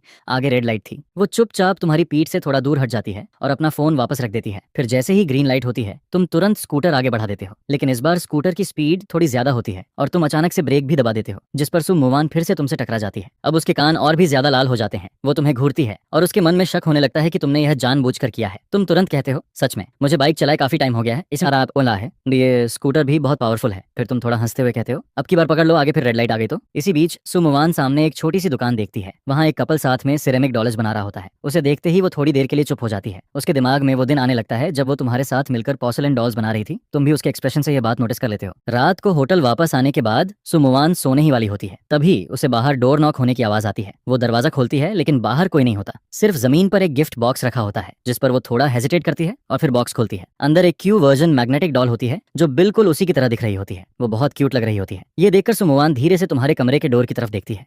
उसके मन में यही आता है, ये आदमी आखिर ये सब कब बना गया। उधर तुम अपने डोर के पीछे खड़े होते हो और कैट आई से उसे वह गिफ्ट उठाते हुए देख रहे होते हो, जिस पर तुम्हारे होंठों पर हल्की सी स्माइल आ जाती है। तुम मन ही मन सोचते हो, सच में लड़कियां इस तरह की चीजों पर जल्दी पिघल जाती हैं। अगले दिन प्रोग्राम टीम तुम्हारे ग्रुप को कैंपस में परफॉर्मेंस के लिए भेजती है। प्लेग्राउंड में पहले से लगभग 5000 स्टूडेंट्स इंतजार कर रहे होते हैं। वहाँ काफी मीडिया रिपोर्टर्स भी आए होते हैं। फिर डायरेक्टर सबको स्टेज पर ले जाता है और स्टूडेंट्स के साथ डांस शुरू करवाता है, जिस पर ऑडियंस अचानक जोर से चिल्लाने लगती है। इसी बीच ऑडियंस में लोग आपस में बातें भी कर रहे होते हैं। लिन ली कितना हैंडसम है, सुमुवान कितनी खूबसूरत है, अरे वो जियांग है क्या, वही डेड्स कम बैक। ये आखिरी बात इतनी जोर से बोली जाती है कि स्टेज पर खड़े सभी लोग सुन लेते हैं, जिस पर तुम्हारा चेहरा थोड़ा ऑकवर्ड हो जाता है। तुम्हारा मन करता है कि कहीं जाकर छिप जाओ। फिर परफॉर्मेंस शुरू होती है। सबसे पहले सुमुवान अपना एक लव सॉन्ग गाती है। उसकी आवाज बहुत प्यारी और मेलोडियस होती है, जिस पर तुम भी कुछ देर तक चुपचाप उसकी सिंगिंग सुनते रहते हो। लेकिन सुमुवान भी तुम्हारी तरफ देखकर थोड़ा शॉक्ड हो जाती है। वो इमेजिन भी नहीं कर पाती कि इन दिनों तुमने आखिर कैसे खुद को संभाला होगा, जिस पर उसकी आंखों में तुम्हारे लिए थोड़ी सिंपैथी दिखाई देने लगती है। इसके बाद तुम माइक्रोफोन पकड़ते हो और कहते हो, हेलो एवरीवन, मैं जियांग हूँ। तुम ये कहते हो और वहाँ मौजूद स्टूडेंट्स को बताते हो कि तुम एक नया सॉन्ग गाने वाले हो। ये सुनकर स्टूडेंट्स भी काफी एक्साइटेड हो जाते हैं। हमारे स्कूल में नया सॉन्ग, हम तो बहुत लकी हैं। स्टेज पर तुम गिटार पकड़ते हो और धीरे से उसकी स्ट्रिंग्स को छेड़ते हो, जिस पर युयांग का प्रील्यूड धीरे धीरे बजना शुरू होता है। सॉन्ग में हल्का सा सैडनेस होता है। मैं आज भी तुम्हारे बारे में सोचता हूँ, जो पहले सबसे ज्यादा रोया करती थी, लेकिन अब टीचर्स भी तुम्हें याद नहीं रखते। सवालों का जवाब मुझे कभी समझ नहीं आता था और मैं चुपके से तुम्हारी तरफ देख लिया करता था। तुमने ही मुझे सबसे ज्यादा दर्द दिया था। सिर्फ कुछ लाइन सुनते ही वहाँ मौजूद सभी लोगों के दिमाग में उनकी क्लासरूम वाली मेमोरीज वापस आने लगती हैं। यह सॉन्ग इतना इमर्सिव होता है कि हर कोई उसमें खो जाता है, जिस पर सुमुवान की आंखें चमक उठती हैं। उसे बिल्कुल उम्मीद नहीं थी कि अब तुम इतने अच्छे सॉन्ग्स लिख सकते हो। सॉन्ग की ट्यून इतनी कैची होती है कि ऑडियंस में बैठे बहुत से स्टूडेंट्स भी धीरे धीरे साथ में गुनगुनाने लगते हैं। तुम पहले बहुत केयरफुल रहती थी। तुम मुझसे आधा पेपर उधार मांगती थी और एक बार तुमने गलती से यह भी कह दिया था कि तुम्हें मेरे साथ रहना अच्छा लगता है। जब आसमान हमेशा डार्क हुआ करता था और दिन बहुत धीरे धीरे गुजरते थे, तुम हमेशा कहती थी कि फ्यूचर अभी बहुत दूर है, लेकिन देखते ही देखते आधा टाइम निकल गया। जब तुम उदास होती थी तब तुम्हें कौन समझाता था? जो लड़की हमेशा रोती थी उसे कौन चुप कराता था? मैंने जो दिल दिया था उसे आखिर किसने कमरे में अकेला छोड़ दिया? यह सॉन्ग किसी टाइम मशीन की तरह लगता है जो सबको उनके स्टूडेंट डेज में वापस ले जाता है। वहाँ मौजूद बाकी गेस्ट्स भी यह सुनकर चुप हो जाते हैं। उनके दिमाग में भी उनके पुराने स्कूल फ्रेंड्स आने लगते हैं, जिस पर हर कोई अपने उस पुराने दोस्त को याद करता है जो कभी सबसे अच्छा हुआ करता था, लेकिन अब पता नहीं वो कहाँ है। यह सोचते ही सबके दिल में थोड़ी उदासी आ जाती है। सॉन्ग खत्म होने के बाद ऑडियंस जोरदार तालियां बजाने लगती है। किसी ने भी ये एक्सपेक्ट नहीं किया था कि तुम सिर्फ लव सॉन्ग्स ही नहीं, बल्कि पता चलता है कि तुम कैंपस सॉन्ग्स भी इतने अच्छे गा सकते हो। तुम सबको थैंक यू कहते हो और सच में हल्का सा झुककर वॉक करते हो। इसके बाद तुम धीरे धीरे स्टेज से नीचे उतरने लगते हो, जिस पर नीचे बैठे स्टूडेंट्स जोर जोर से चिल्लाने लगते हैं। पूरा मैदान शोर से भर जाता है। उधर वांग डाओ और शूया एक दूसरे की तरफ देखते हैं। उनके मन में बस यही चलता है कि ये आदमी सच में बहुत ज्यादा सरप्राइजिंग है। लेकिन फिर भी इस एपिसोड में शो को लिन लई को बचाना ही होगा, क्योंकि वो अभी अभी वापस आया है। उधर लिन लई के मन में भी थोड़ा डर आने लगता है। उसे पहले लग रहा होता है कि तुम फिर से कोई लव सॉन्ग गाओगे, लेकिन उसने इमेजिन भी नहीं किया था कि इस बार तुम्हारा स्टाइल पूरी तरह अलग होगा। इसके बाद तुम वापस सुमोवान के पास जाकर बैठ जाते हो। सुमोवान सिर उठाकर बाहर के आसमान की तरफ देख रही होती है। तुम उसकी तरफ देखते हो, फिर उसकी नजरों का पीछा करते हुए तुम भी आसमान की तरफ देखने लगते हो। तुम दोनों में से कोई कुछ नहीं बोलता। दुनिया जैसे एकदम शांत हो जाती है। आसमान भी बहुत सुकून भरा लगता है। हल्की हवा धीरे धीरे गुजरती है, जिस पर तुम दोनों चुपचाप हल्का सा मुस्कुरा देते हो।